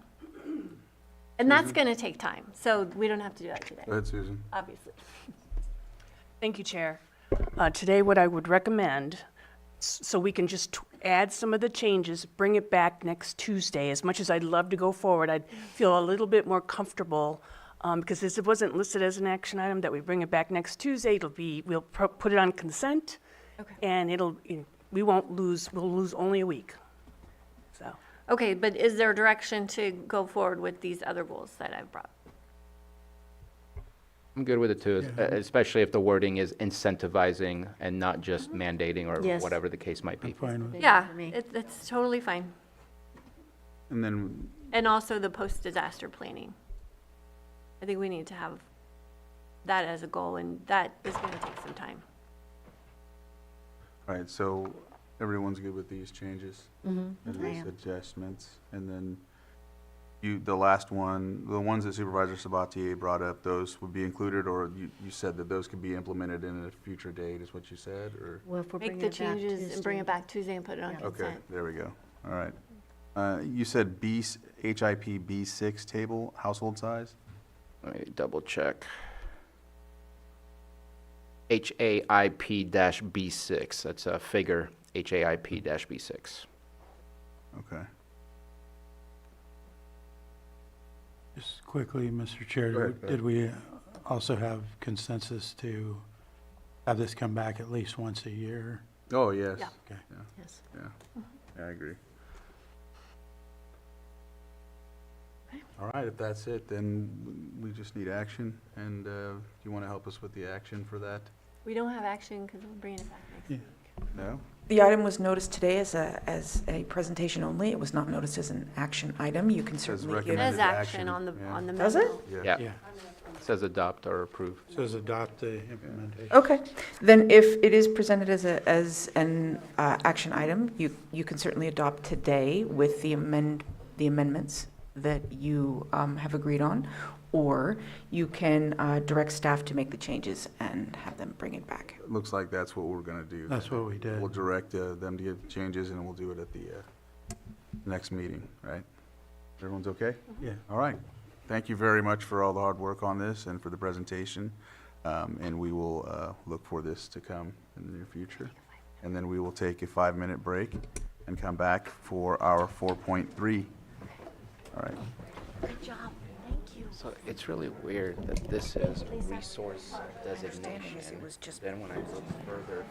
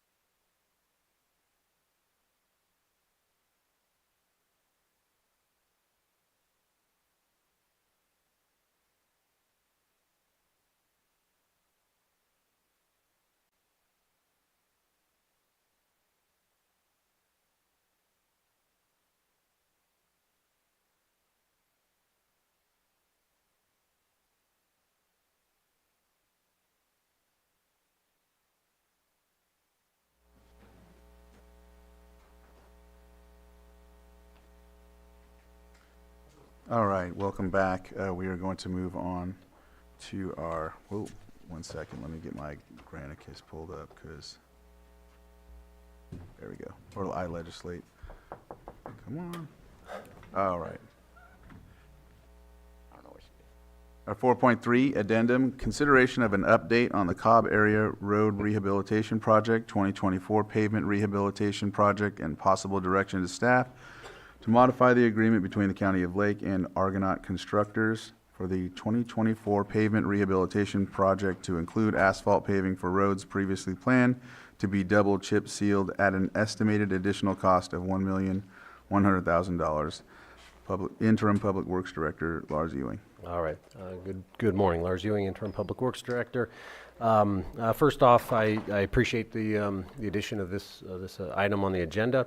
As your board is aware, construction is currently underway for what we're calling the Cobb Road Project, officially the 2024 Pavement Rehabilitation Project, which is reconstruction and repairs of about 16 miles of roads up in the Cobb area. A few weeks ago, and this just as a brief intro, I'll go into some background soon, but a few weeks ago concerns were raised through a variety of different sources about the type of repairs for quite a few of the roads in the project. And ultimately that led me and others, ultimately me presenting here, to make the decision to pause the project and come to your board to ensure that we're moving ahead as appropriately. So for a little bit further background on the project, in July of 2024, your board approved the plans and specifications, basically the working drawings for the project.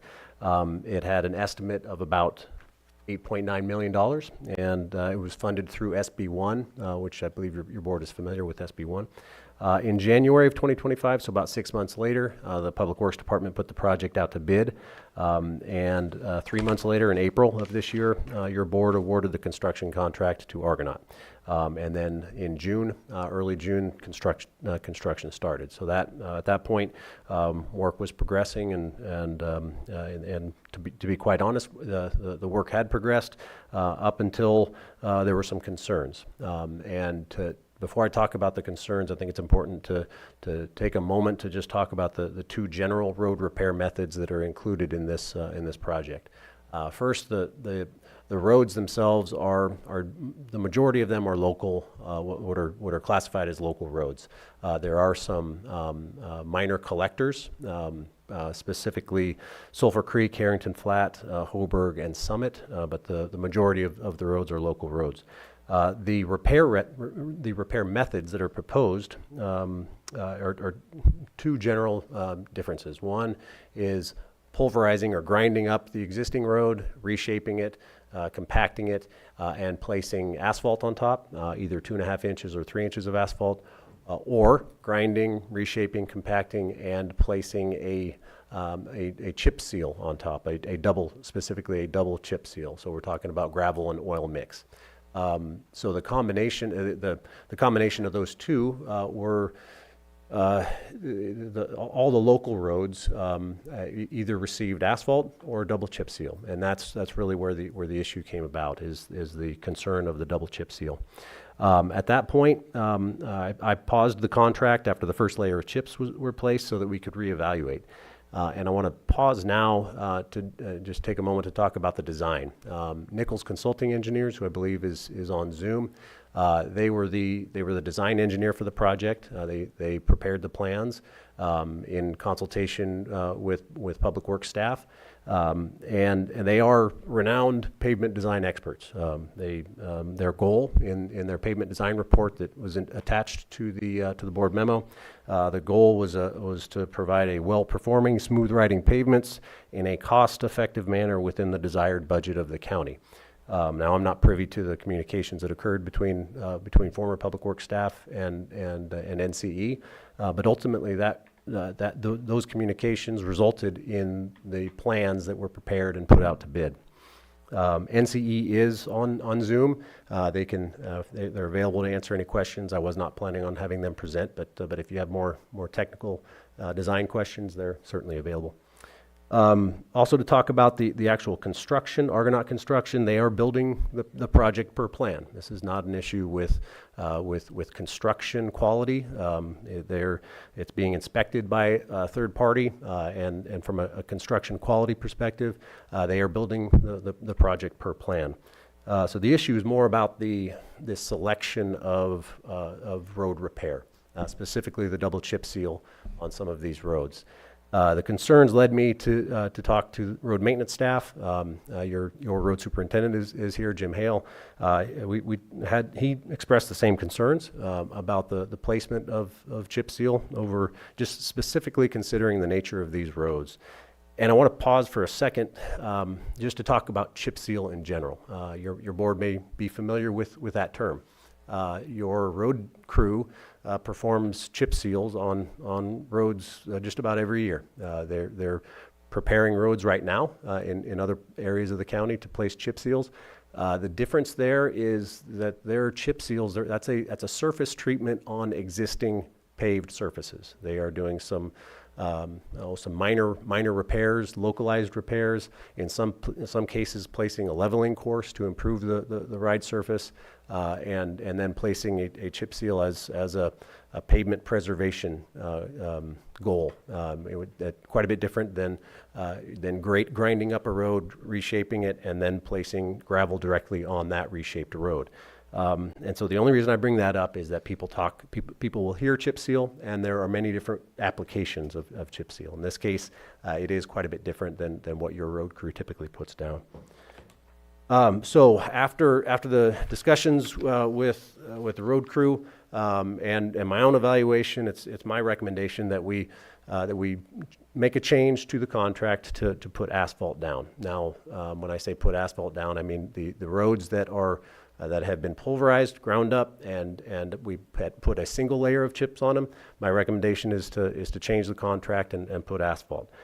Reasons for that, recognizing it's more expensive, and we'll talk about the costs here in a second. But the drivers for that, it's a longer lifespan, placing hot mix asphalt down, fewer maintenance interventions, and future rework would be reduced. Better life cycle value, and in general, a big picture is a higher return on the investment for county infrastructure. One other added benefit to this is that the roads are already prepped. They've been pulverized. They've been shaped. They're ready to have asphalt placed on them. The financial impact is really what we need to consider at this point. The estimated cost of increasing the asphalt or placing asphalt on the about 5 miles of roads that have been chip sealed to date is about $1 million. That's included in the board memo. What is a change from the board memo based on new information is the cost savings that we expect to see in the contract based on changes that we've made to date. Changes such as reducing the second chip seal course, along with some reductions in material quantities, primarily asphalt for isolated digouts and such, as well as construction management cost savings through a different contract.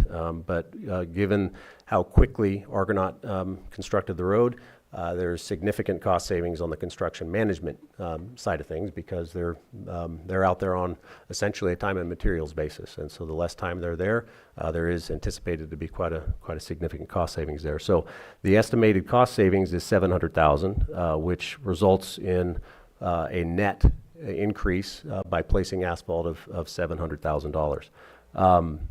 Talking about funding sources here, the board, the memo references a $225,000 discretionary offer from Supervisor Pyska. I'll defer to her to talk about that. But given the change in recent information just from the posting of that memo, it is my recommendation that if the board cannot offer additional funding through other sources, the road fund does have appropriations this year to pay for it. So it's not a matter of budgetary appropriations.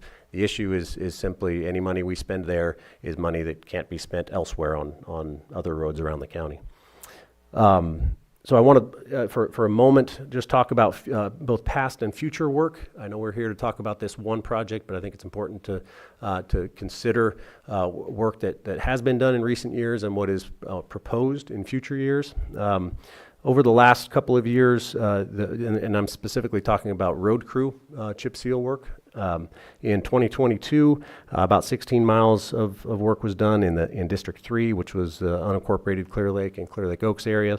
2023, District 4, unincorporated Lakeport and Scotts Valley area, about 14 miles. 2024, last year, nothing was done. That was in anticipation of both this project that we're discussing, as well as about 36 miles of work that the road crew will be doing, and they're presently doing now.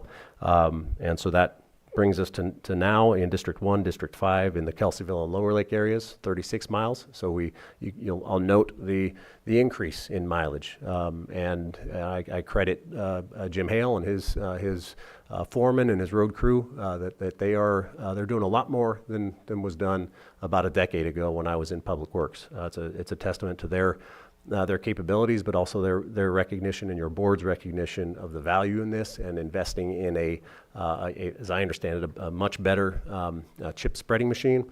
So they're able to do a lot more. And so looking forward over the next few years, 2026, 27, and 28, they are anticipating about 80 miles of roads that can be chip sealed. This year will be a good test if they, are they able to get those 36 miles done? I have no reason to question that, but it would be in District 3, District 5, District 1, and 2. So we're talking Upper Lake, Nice, Lucerne, Kelseyville, Lower Lake, Hidden Valley, Middletown. Not all the roads in those areas, but just mind you that there is a plan. I think it would be a good opportunity in the upcoming weeks or months to just present that, even if it is at a preliminary basis. But it gives you a sense of what is in the works, and that work being done by your road crew is at a much more cost effective than a contract. That's not to say that the contractors that they are gouging us, far from it. But your road crew is their salaries are paid whether we put them to chip seal roads or not, and we want to make use of their capabilities. And so essentially it's material costs. That's what we're talking about. The average cost, just in discussions with Jim Hale, we're looking at under $100,000 on average per mile to chip seal a road that is in halfway decent shape. Some of them require more, some less, but on average, you're looking at that.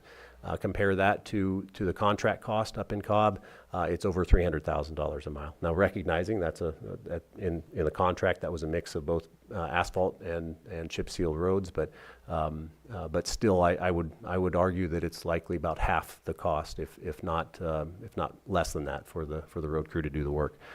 So I say that because this contract, while well intended, certainly understanding why it went to contract, but I think looking ahead, it's an opportunity for the road crew to do the majority of the work.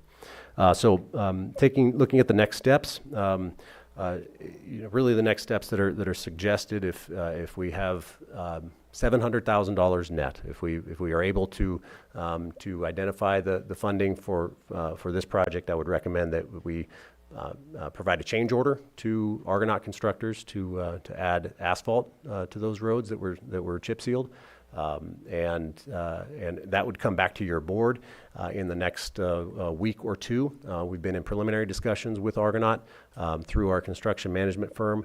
They have indicated that Argonaut will honor the unit prices that are in the contract. And they've also identified that they have an availability near the end of August and early September to come back and do paving. So it does look like it would be a viable option if the money is available. So if not, if the funding is not identified, we move ahead as what I would suggest is that we move ahead as planned in the contract. That would mean placing a second layer of chips. I have to acknowledge that it would be at a higher cost because we did put a pause on the contract, so there would be an added cost to remobilizing the contractor and specifically their subcontractor for chip seal.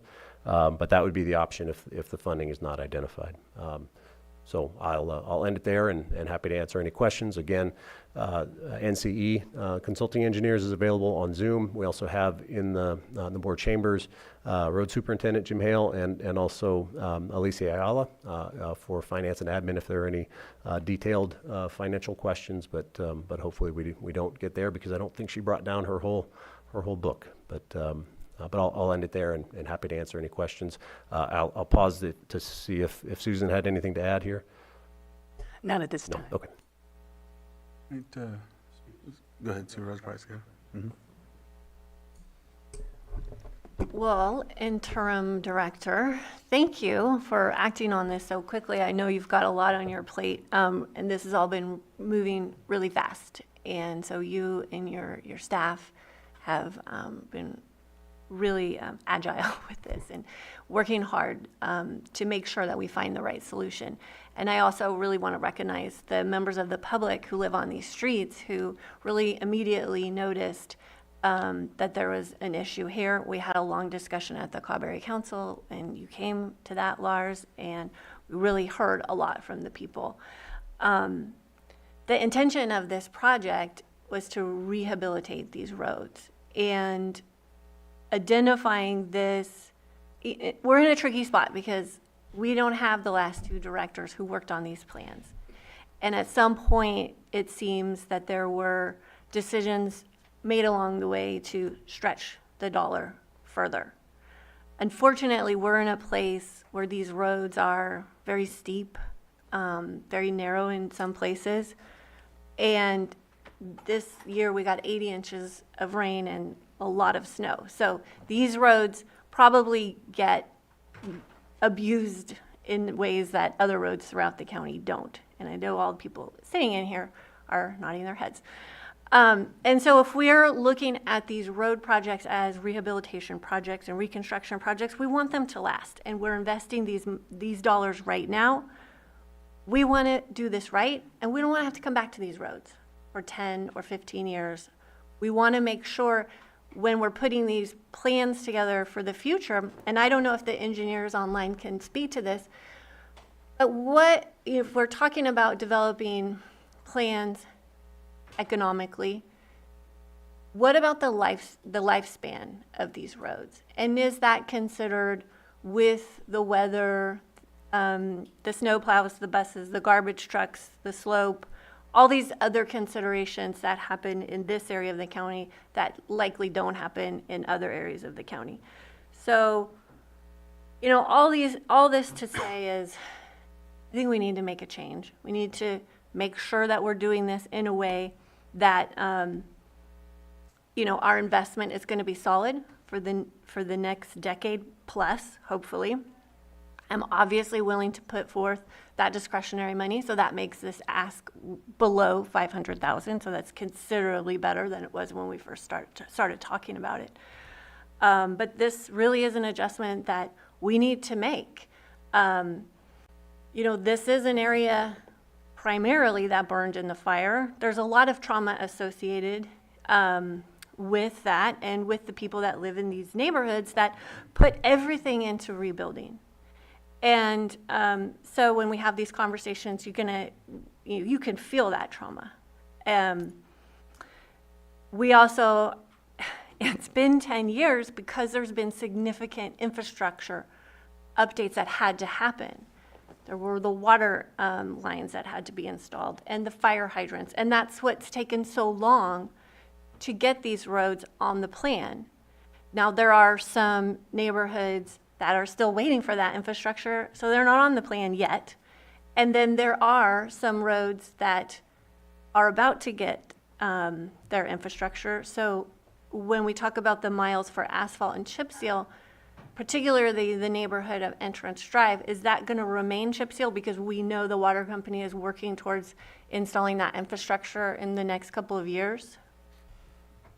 Yes, yeah, there are a list of roads that I have here somewhere that we identified, 3 or 4 or 5 roads that we coordinated with the Cobb Water Company, and we chip sealed those roads just to make sure that they were sealed.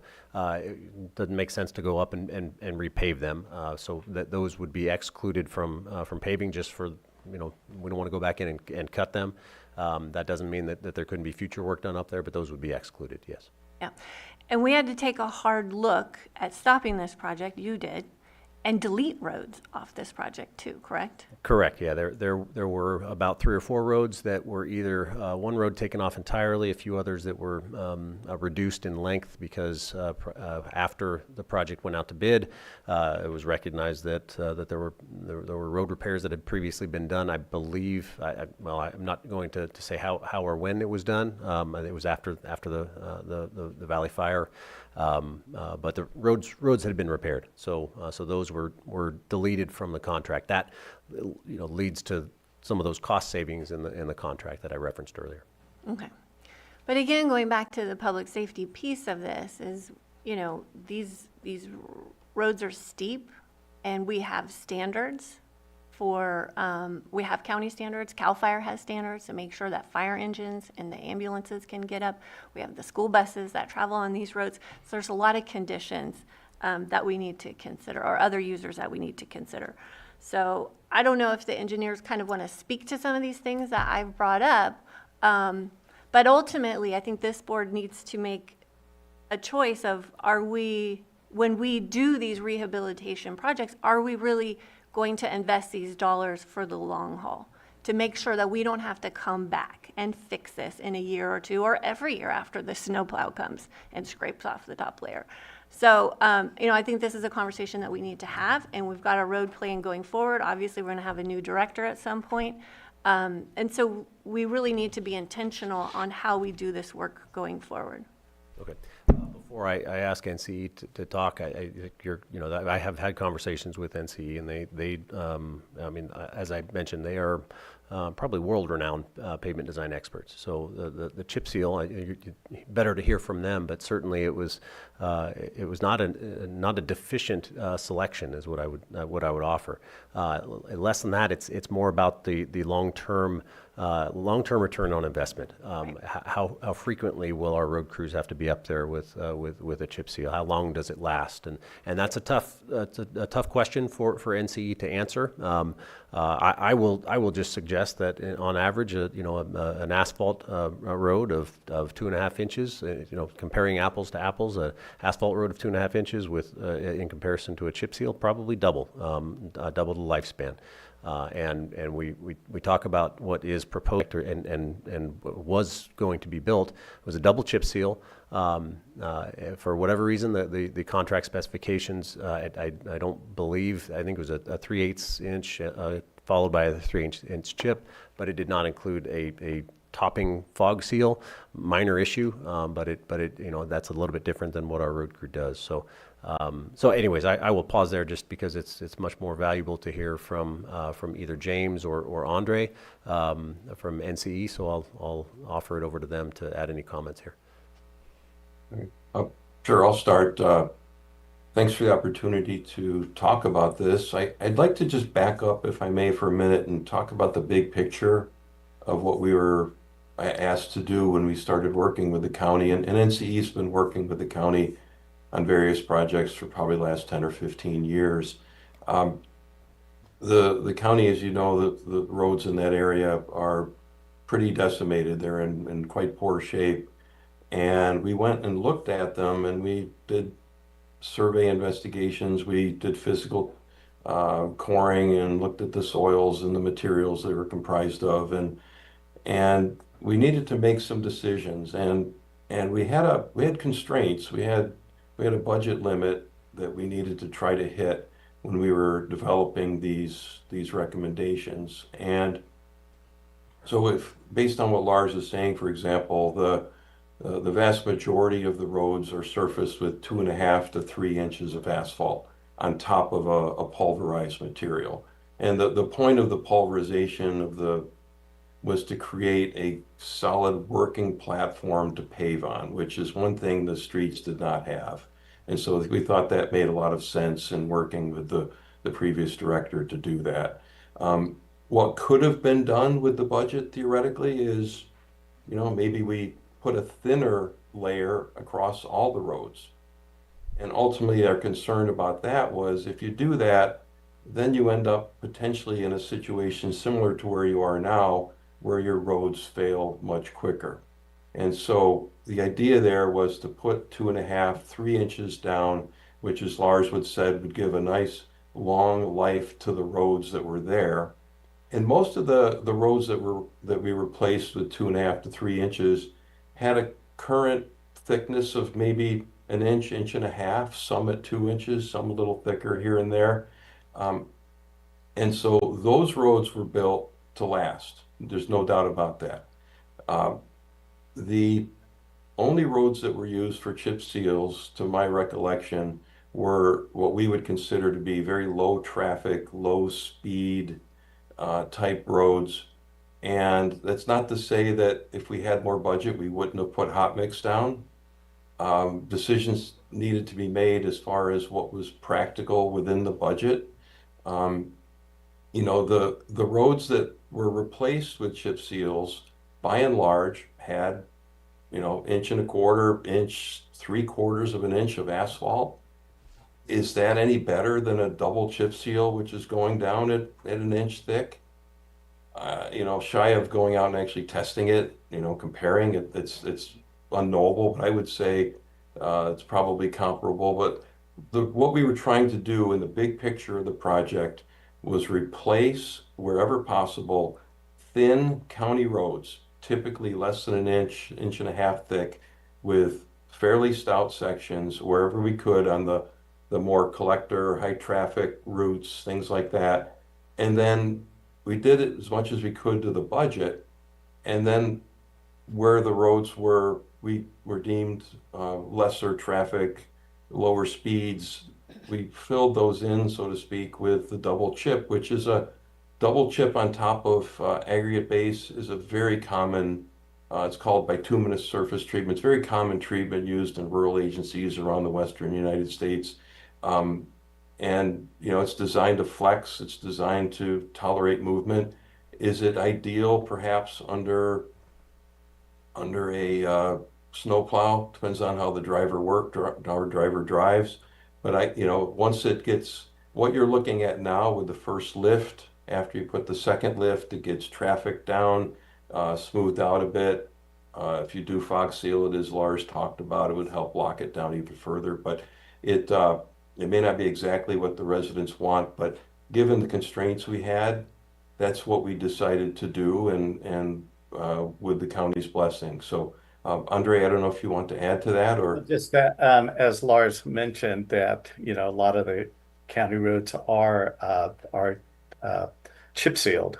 So the performance of that chip seal and the chip seal that we're putting down, I'm not sure really differs by that much. Under the similar loading condition, meaning, you know, again, for either snow or rain and so forth. So the durability of when you put chip seal on those versus the new double chip seal is probably not that far off. Wouldn't you? I mean, James is our senior pavement, you know, senior pavement engineer in our company. So James has seen a lot of this. I would assume that's a fair statement, James. That, again, it's similar. And can you talk about lifespan of the two different applications? Sure, it's difficult to predict exact lifetimes, but we would typically expect to get 10, 15 years out of a double chip in a low traffic environment. With snowplows? That's, again, it depends, you know, how's the snowplow driving? Are they digging in? Or are they going above? It's a tough call. Again, I just want to go back to the constraints we had during the design process, and that, you know, we could have called for the same, just for, let me back up for a second. The asphalt concrete is about 50% more expensive than the double chip. So theoretically, we could have put in a very thin asphalt layer in those neighborhoods, but it didn't. I don't think that's going to last. I think that would crack and fail much quicker than the double chip. It may have been a smoother surface, but I don't think it would have the longevity that the more flexible double chip would have. That's where I would take it. So, but can I just ask one more question? Yeah. Sorry.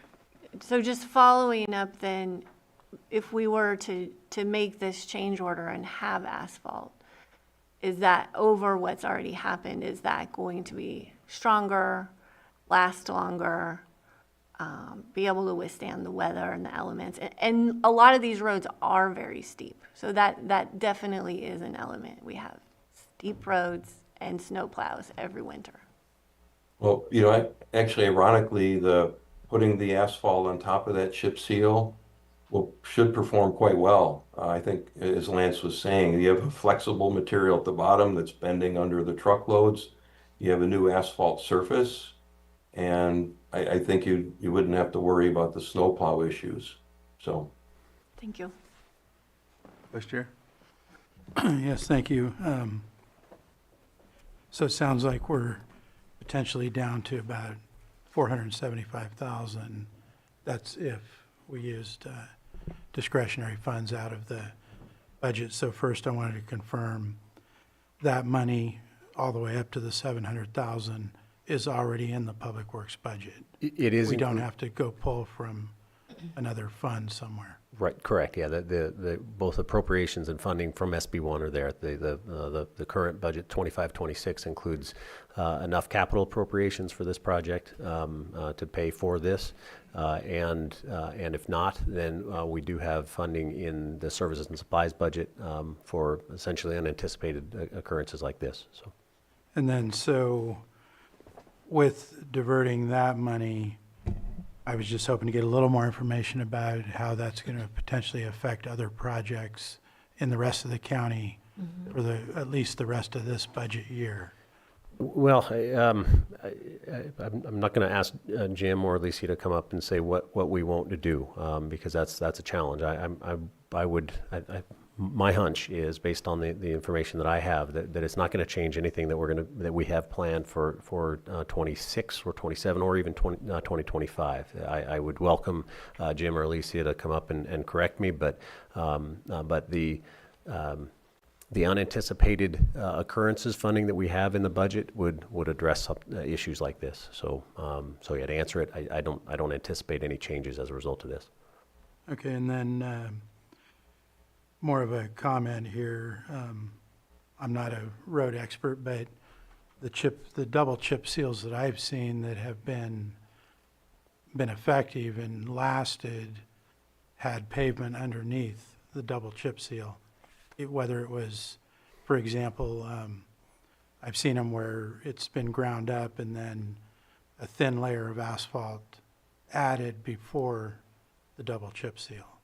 And my understanding on the double chip seal on some of these roads, it's basically all the pavement's gone and it's just chip seal over dirt, double chip seal over dirt. Yeah, it's a bit more than dirt. It has been, they're grinding up the existing surface, compacting it, reshaping it. But you're right. It is a chip seal on top of a non-hardened surface. I guess I'll say that.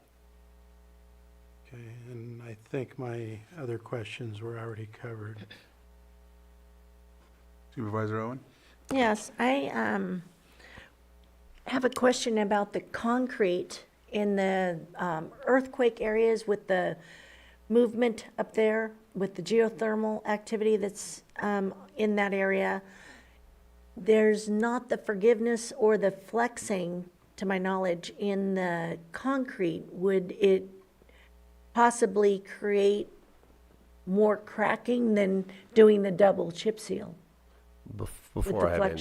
Before Nancy answers that, I mean, concrete is there's a couple of different varieties of concrete. We're not talking about a sidewalk type concrete. We're talking about asphalt concrete, which is, in the engineering world, it's a flexible pavement. So that doesn't mean flexible like a rubber band. It just means it's dependent upon the underlying surface, and it has some flexibility. Cracks will happen. There's no ifs, ands, or buts about that.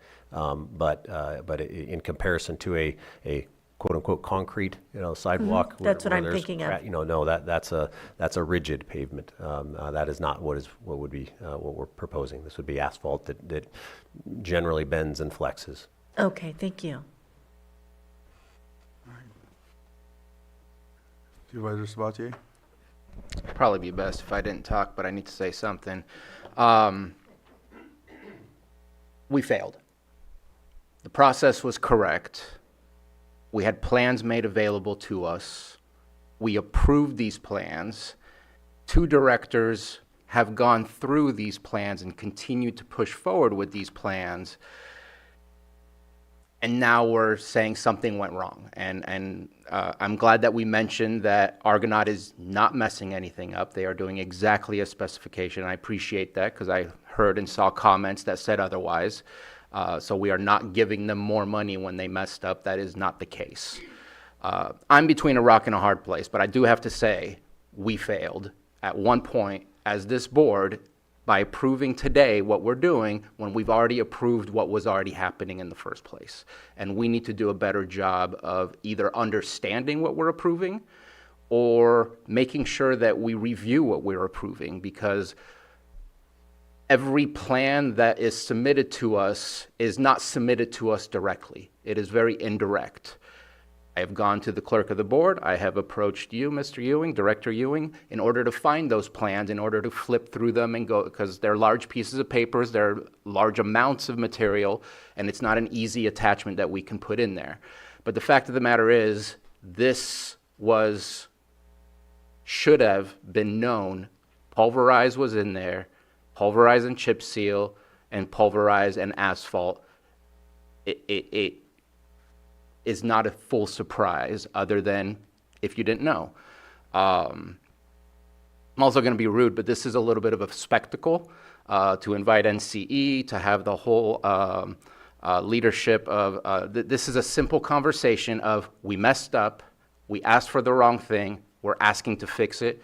Should have been a very simple item. Instead, we have this. I am frustrated with this, but we can't do roads wrong. And in fact, this thing we're doing here is a slap in the face to people who are waiting for their roads to happen, and to be honest. But we can't do them wrong. If we do them wrong, then when they get their roads done, they're just going to laugh at us and say, whatever, you guys don't know what you're doing. We have to make sure that there is longevity in the road system. We have to make sure that we do it correctly. I wish our process had been done differently to get to the point that we are here, because it doesn't have to be this way. All right, if I could respond to that briefly. As far as the spectacle, as the interim director who's been here, who came on board when this project was 3 weeks under construction, and who doesn't have, who was not involved with anything at all with this, I think it was important for me to have the right people in the room. So I just wanted to address that. As far as the other, any decisions that were made in the past, I'm not here to say that those decisions were wrong. That chip seal is a viable product. I brought NCE because they are the experts, and I knew that questions like this would come up. So I do not want to be up here as the interim director saying that any former directors or anyone involved with the project made an incorrect decision. It's a judgment call, is what I would suggest. All right.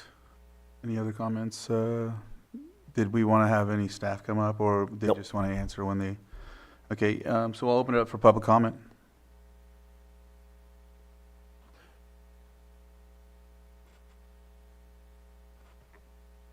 Good afternoon, Board. I was just listening in here, and I think there's a question that still has been asked, but it really hasn't yet been answered, and that is, what is the return on investment? I think it's a simple question. We approved a plan that's supposed to have a longevity of X, and we're now being told that if we go to this alternative plan, it will have a greater return on investment, a greater longevity, but that's not been quantified. And you can't really calculate your return on investment unless you know that denominator. I think Supervisor Pysko is very patient. I think she asked the question 2 to 3 different ways and still hasn't received a legitimate answer. So I think it's a simple question. For the road that was approved, how long was it expected to last? And if we go to an alternative method, yes, there's a cost to it, but how long is that supposed to last? That should be known. And it could be that this is not an extra cost in the long term. It could be a net savings, but we don't know that because that question has yet to be answered. Thank you. All right. Good morning. I'm Tom Slate. That gentleman's concerns, I guess, are all right. I don't know. That's not why I'm here. I'm here for, I think, very specific reasons, and thank you for your comments. Personally, I don't hold any of you accountable necessarily about a failure. To some degree, you need to count on your department heads, and I think that's what that was about. There's so many, the chip seal, there's so many questions and concerns about it. Not the chip seal itself. I mean, there is that, but there's far more. I'll just give one quick example. Concerns, because I didn't want to go through the list. I think there could be a long list. And in closing, I'm thinking of that saying we've probably all heard, don't bring me problems, bring me solutions. And I think asphalt paving for the project would, so, and if you don't do that, then what? I don't know. So I hope you'll approve the asphalt paving. Thank you. Thank you. All right, come on up. I'm going to be reading from a paper today, and I think a lot of it is because these seem like just roads, but it's a really emotional issue. Oh, can you give your name real quick? Grace Ernst. Okay, thanks. It's an emotional issue for a lot of us. Again, staying here after the fire and working so hard to rebuild and feel like you're fighting for something as simple as a road can bring you a lot of joy or be really devastating. So I have called home. I've called Cobb home for the past 13 years. While the residents of Cobb have experienced incredible hardships due to fires, storms, and insurance challenges, I have witnessed a resilient community of people dedicated to rebuilding and improving the mountain town we call home. Today, I ask you to invest in Cobb and its residents, not just because they deserve your support, but because it is the most financially beneficial choice for the county in the long term. When I found out that our neighborhood roads were finally being repaved, my first feeling was one of relief. Relief that we would no longer have to watch our roads deteriorate year after year, undoubtedly lowering property values, and relief that I, along with my neighbors, would no longer have to call the county several times a year to fix the dozens of large potholes that appear and reappear. Unfortunately, my relief was short-lived when I found out we would not be getting asphalt, a material expected to last 10, 15, 20 years, but instead would receive double chip seal that in the best case scenario would last just a few years and will require periodic resealing and constant repairs by the county from regular wear and tear. On top of that, that best case scenario isn't even realistic for our area. Cobb is one of the only parts of Lake County that can expect snowfall every year, often with multiple storms throughout the winter. While we are grateful for the plows, they are hard on the roads and chip and seal will be no match.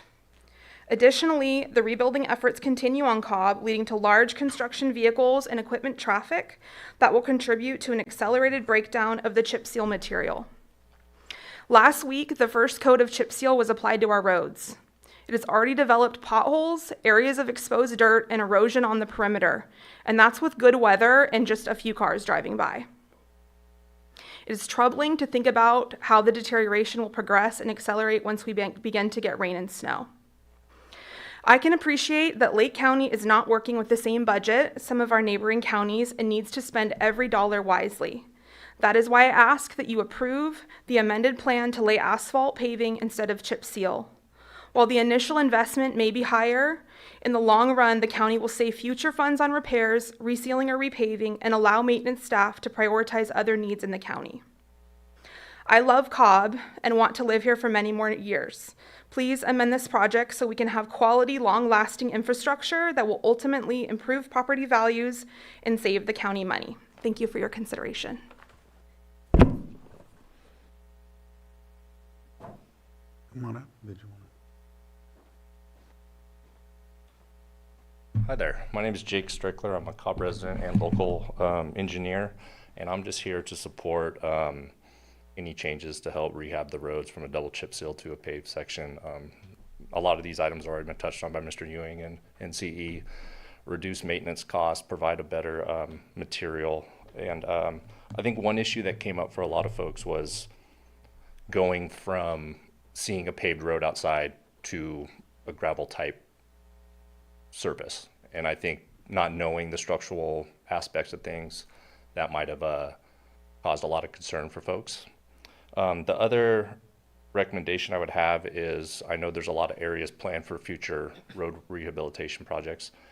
Maybe it would be wise to have a kind of a site-specific consideration and constraints for slopes, or if you are in an area for environmental factors, or the engineers that are designing the road rehab projects.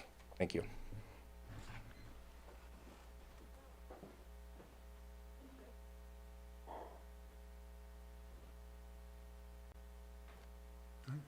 Hi, I'm Kathy McCarthy. I am a member of the Cobb Area Council, a chair, but I'm speaking for myself this morning, and was out of town during our last meeting, and I'm so sad to have missed it because so many of our residents were distressed, and rightly so. I don't think I could summarize what Grace said any better. She's hit the nail on the head. It is an emotional issue for a lot of us, but it's also financial. I mean, we have to consider the cost-benefit analysis, our long-term investment. And as a Cobb resident, especially one who had to rebuild after the fire, like every decision that you made was, is this going to help us to be self-sufficient? Are we going to be able to continue? What if the power goes out? Let's use a gas stove so we can still cook for ourselves. What if maybe we need a bigger generator? Maybe we need a bigger propane tank. All these things so that we could be self-sufficient and survive. Because yes, our county does a great job of plowing the roads, and PG&E does a pretty good job now of getting the power back on. But having a road that would last 20 years is that same kind of decision we would have made for ourselves. So I hope that you would consider that and approve the changes to the contract. Thank you.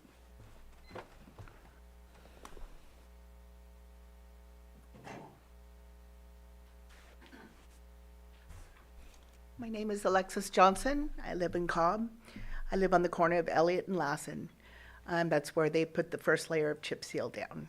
I've watched it already become potholes in it just from the garbage trucks. That doesn't include the snow plows. That doesn't include the fire emergency vehicles. We get trees down up there. So it's a big concern. So I'm asking to please think in favor of the asphalt for our community. Thank you.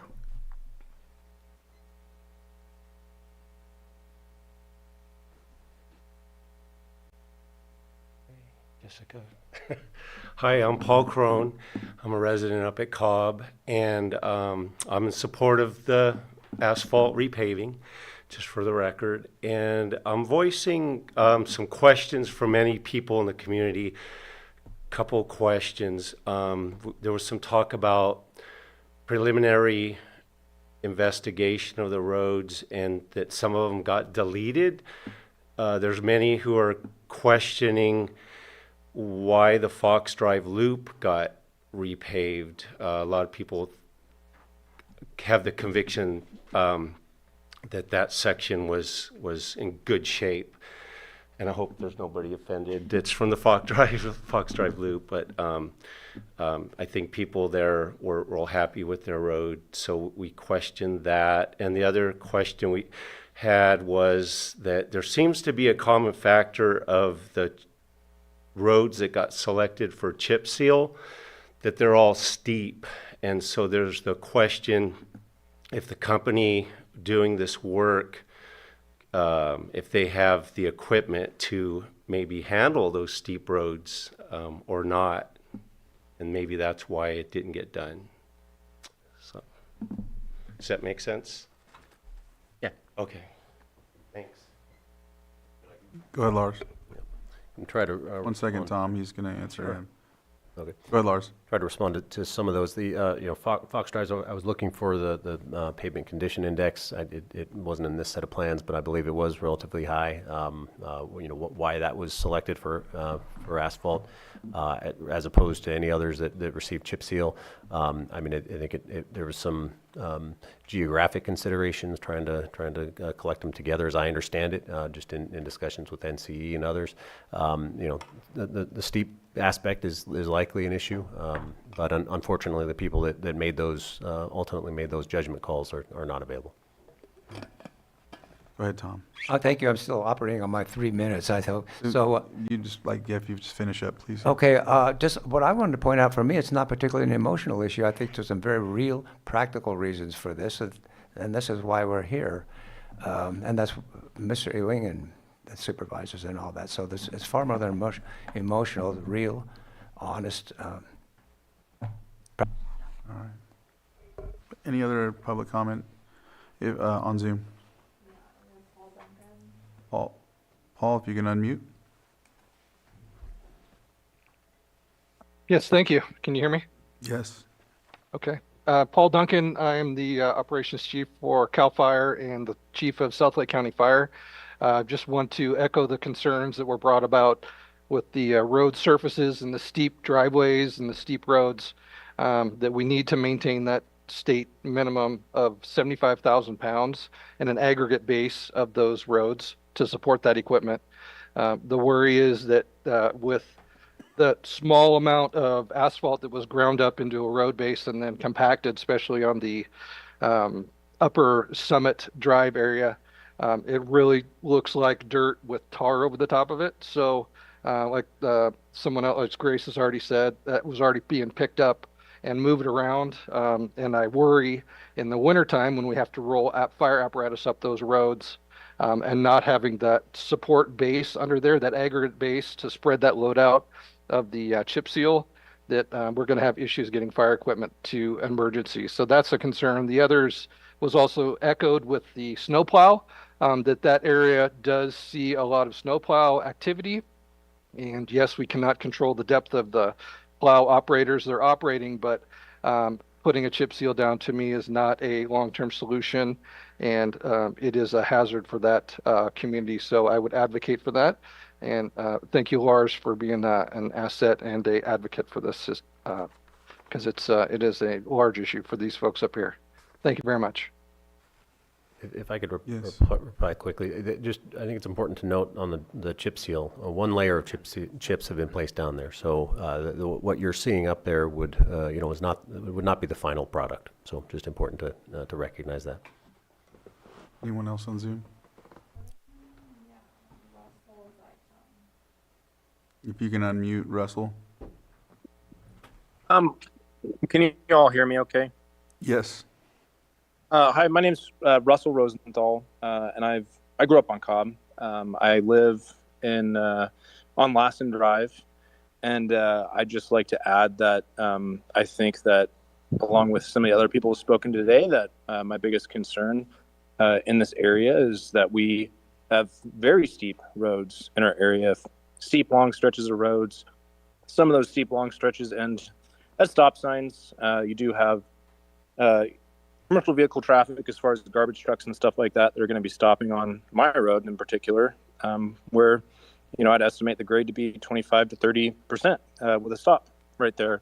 And I really don't believe that the chip seal is going to hold up, especially during plowing and snow and during the winters. And that it's a poor decision to leave it that way in those areas, in those steep areas.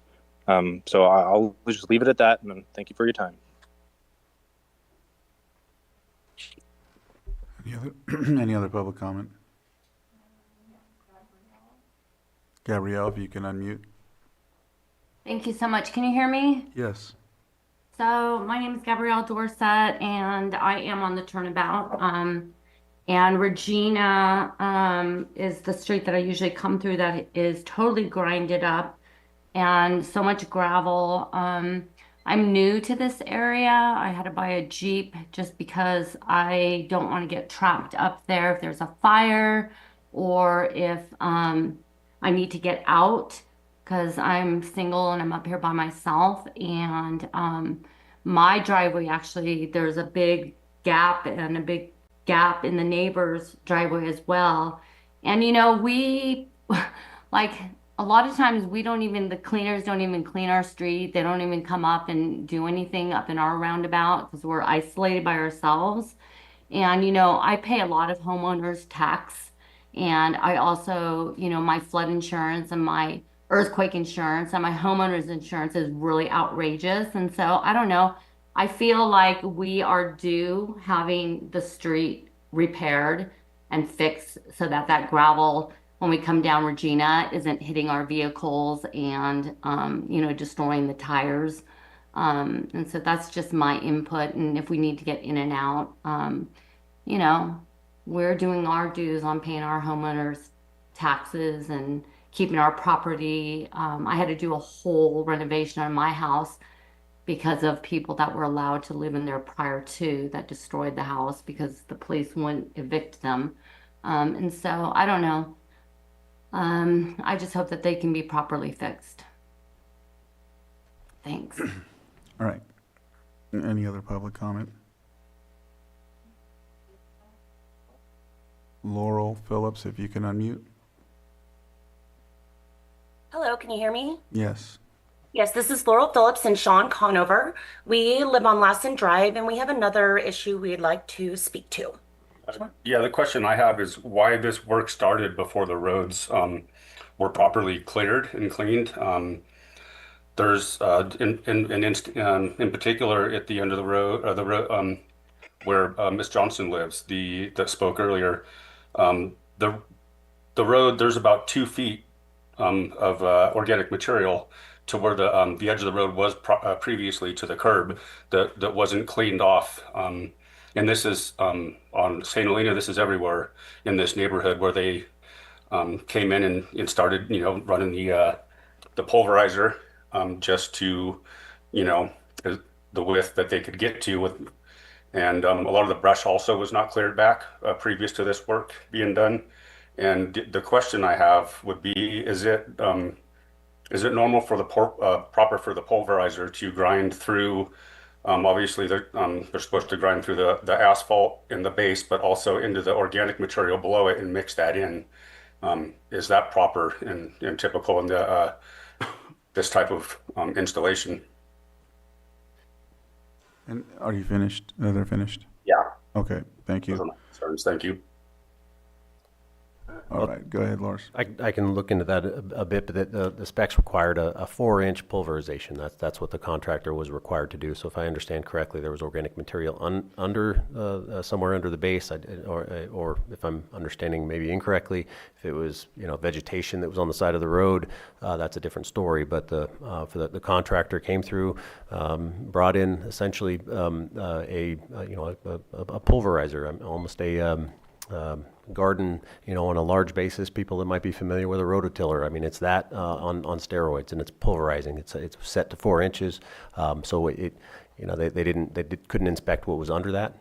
So I can't speak to the organic material on that. I can contact back the construction inspector and look at that road, see if there were records of that. But 4 inches of pulverization is what was spec'd out. All right. Any other comment on Zoom?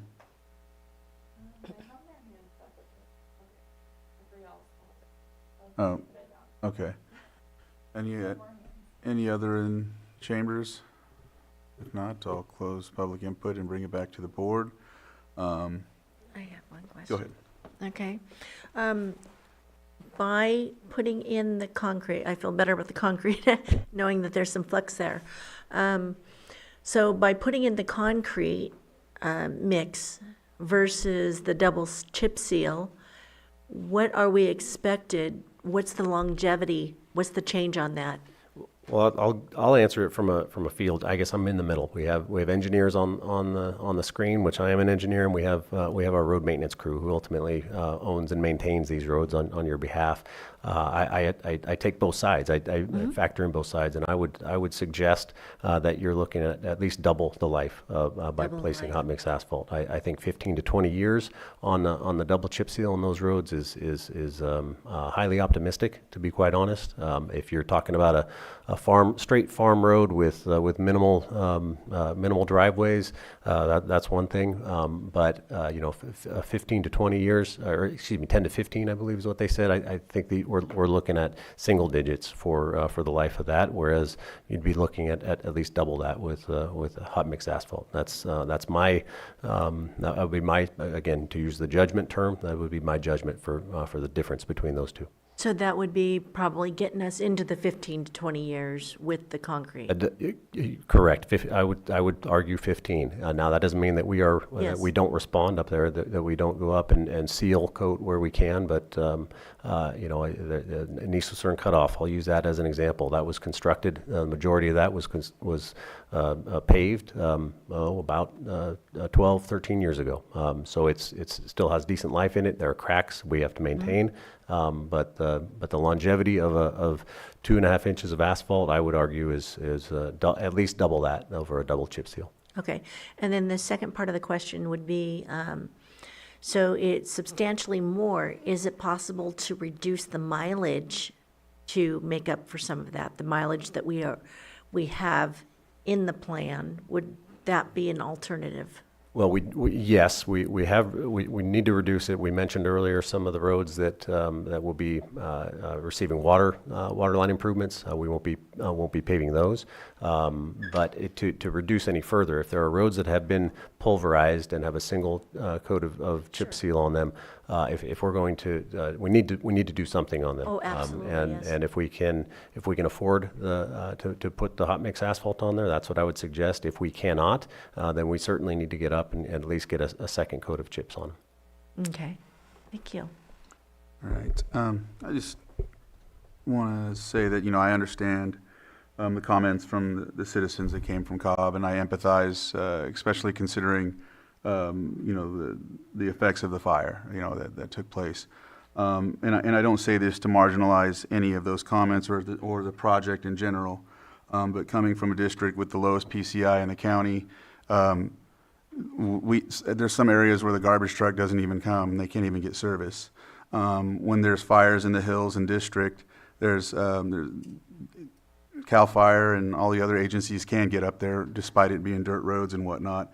Oak Mountain gets snow. I know that it's not paved, but there's groups that go up there as well. But again, I'm not trying to go against this project. I support it. I just want to emphasize that I just want these to get done so my district can get a higher PCI code.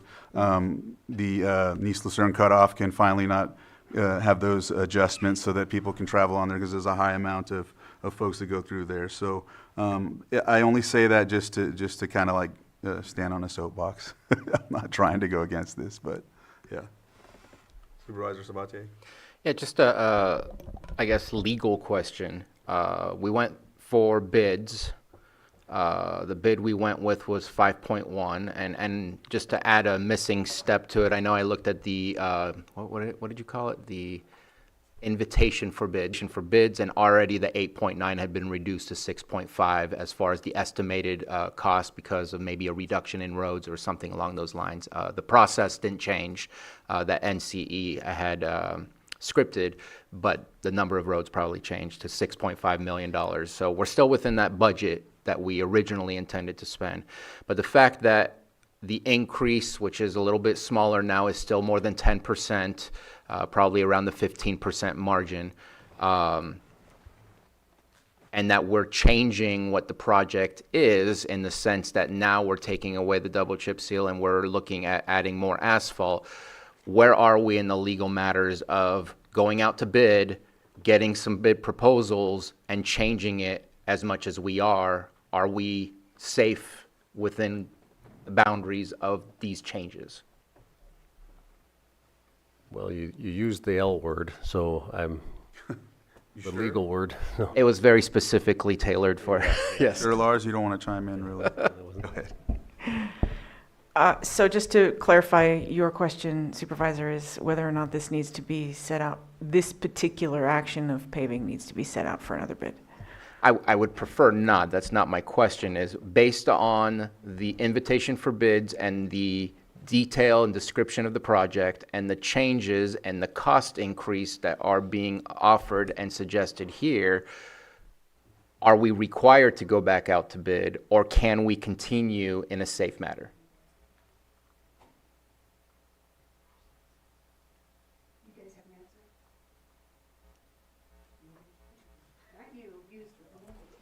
While we're waiting, I can just offer just some, Go ahead. based on my experience when I was with Public Works. First off, the project includes a bid line item for hot mix asphalt. Whether it's placed at 2.5 inches or 3 is irrelevant with respect to the use of it. So there is a line item that we can tap into. The fact that we're talking about 5 miles of roads here for a 16-mile project, which implies that 11 miles of roads have already received pavement. We are talking about not an insignificant change, but it's not we're not doubling, certainly not. I mean, we're talking about maybe 25%, and that's just a ballpark figure. But it's not a new bid item. It's very common that change orders occur. You negotiate with the contractor. In this case, it's not even a negotiation.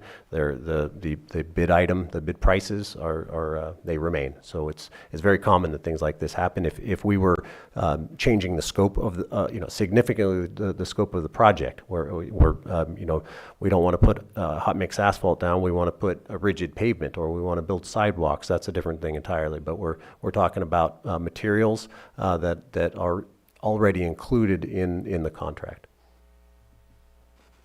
Go ahead, Casey. Casey Moreno, Deputy County Administrative Officer. 1 second. Did you want to go first? Or? No, that's fine. My understanding is that the purchasing policy has changed recently. I would ask for a couple of minutes to look it up to see if something is significant applies here. However, typically, the bid process was for the entire project, and as Lars has said, this is a change in an element of that project. It's not a new project, so it wouldn't necessarily require to be re-offered for bid. Casey? I agree to that. So the purchasing ordinance did change around the time that this was accepted back in July of 2024. And so I don't have all the documents in front of me, but it's just an element that is changing, which was already pretty previously included. So it is fine. Thank you, Casey. All right. All right.